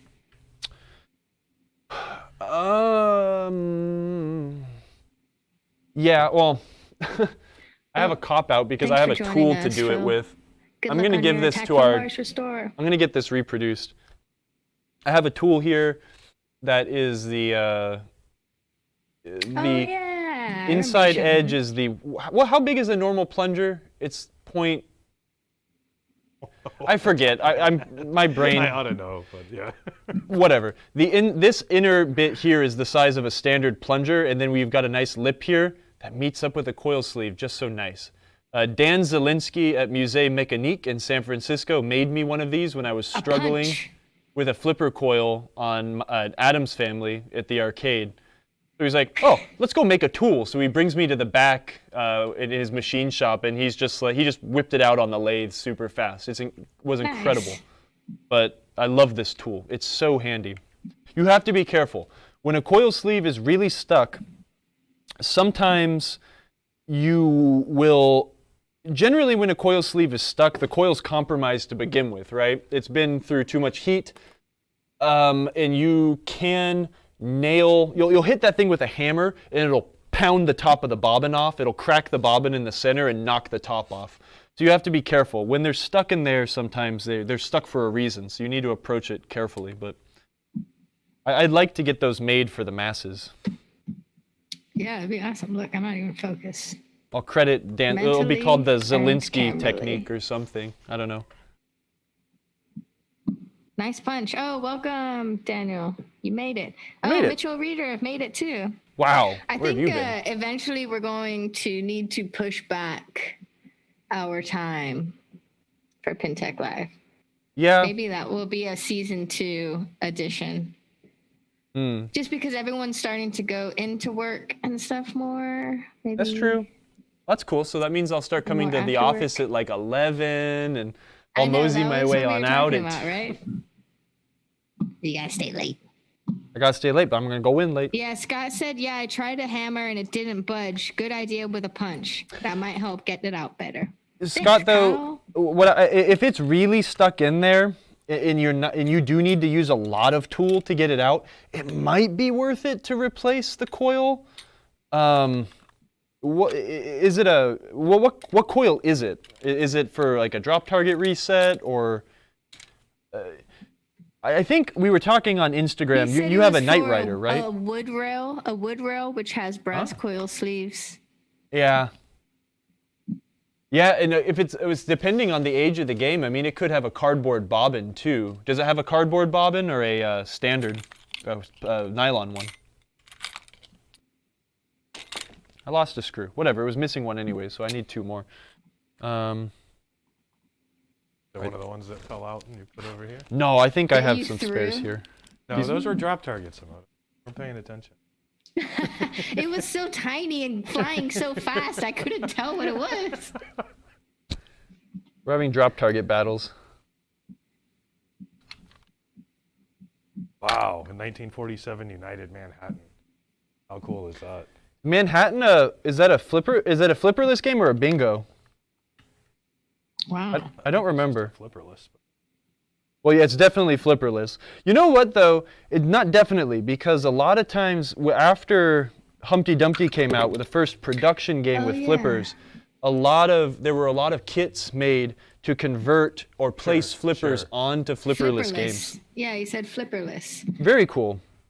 Yeah, I had we a did United, Point I think it was an Exhibit Venus, which was like 1940 or 1930. It was a According 19. to IPDB, the bingo's 55. Okay. Yeah. That's cool, man. That's what I want more of. I kind of don't care about newer games as much, and I really like those old ones. They're so pretty. They're pretty, and they're so pure. Yeah.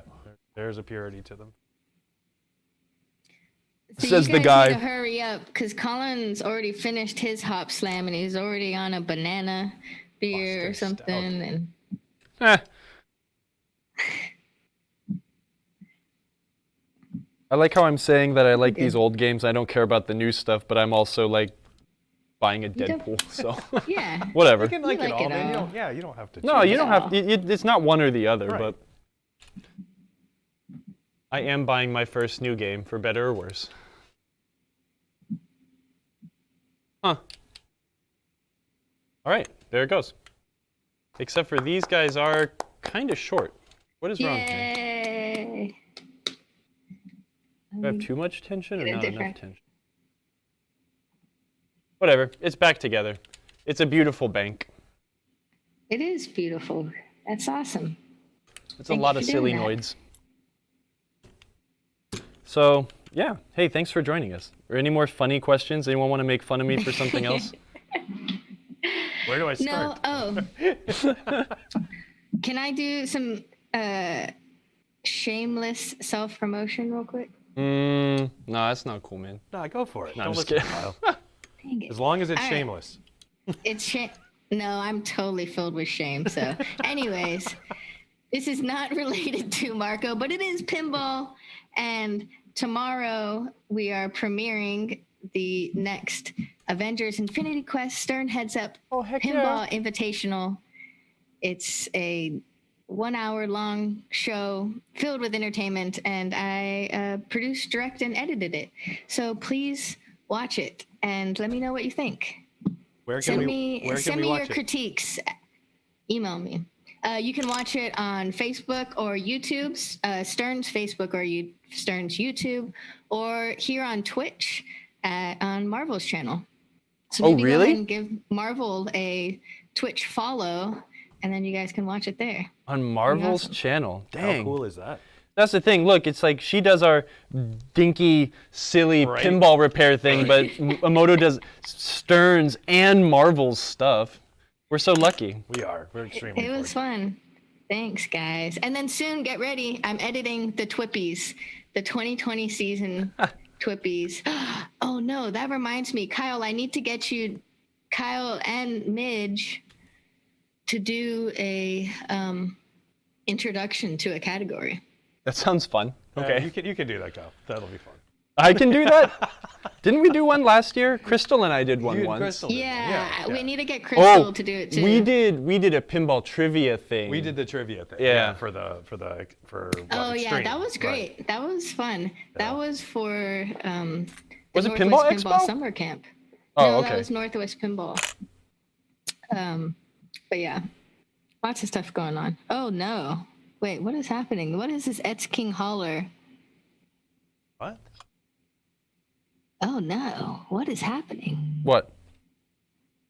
We're like getting spammed by a spam bot on Facebook. Just gave me the $5,000 right now.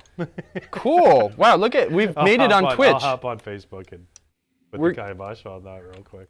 We're getting spammed. That's how much notoriety we have now. Oh no! Oh what is no, I forgot my happening? Facebook Who brought- password. I always do that. You don't want to log in anyways because you're gonna have a billion happy birthday messages How did anyways. this happen? How do you even stop this from happening? CNK, I could use 5K. Don't click it. If there's something, a link or anything happening, don't call that number. Don't click the link. Stay far away. Stay away. All right, Kyle. Hey, thanks for joining us and happy birthday to Steve. And thanks for giving us the Yay. permission to Birthday drink on Midge. beer on stream. Everyone, Yay. if you have emote access, put your Steve Brogies emote in the chat. To wish Steve a happy birthday. I can't even do that from my Twitch account. I'm not a subscriber. Why are you not a subscriber? Don't know. I have a diamond next to my name. What's that mean? You're a diamond in the rough. Yay. Yeah. Yay. Thank you, DeWiz. Thank you, Pin Daddy. Thanks, Vandergooten. Next week we'll be doing flippers. We're doing The something. flipper plates. We'll get a picture of that. And right now, we are going to go stream. We're going to go raid TV MGC. This is Midwest Gaming Classics Twitch channel. They've been doing lots of Twitch streams lately. Awesome. All sorts of gaming, pinball, Dungeons and Dragons, everything. Fun. On their channel. And, you know, we love going to their show. We love supporting their show. We are planning on trying to make it out there this year. Cross your fingers, among other shows. So we're going to give them a little love today. So go hang out with the Dan Lucen. He is the founder of Midwest Gaming Classic, and he is playing. What is he playing? Oh, What's he playing? well, it's virtual pinball. But either way, there's let's nothing go wrong with follow that. him and hang out. Virtual pinball is still kind of pinball. You know, I'm lucky enough to have a bazillion pinball machines, but some people are not so lucky. So virtual pinball's okay. Yep. And I guess this is a good reminder. If you are on Facebook watching our stream, thank you for watching our stream. Please come on over to Twitch. One day we may not be on Facebook anymore, and we would hate to miss having you in the chat. Twitch is absolutely free. You don't have to subscribe. You just come participate in the Twitch community. It's a lot of fun. It's fun. It's cool. Yeah. All right. Thank you. Midge, jump on camera real quick again. This one's hella zoomed in, so. I know. I'm going to get a Switch wide to the shot. blue one. Wide shot. Yay! Happy birthday, Midge. All right. See you guys next Bye. time. I'm going to hit the raid button. Raid. A little splash. Actually, no. We should play this. Huh. There we go. All right. You guys have to watch the archives to watch the rest of this. Look it. He's dancing. All right, bye, everybody. Oh my gosh. That's so funny. So good.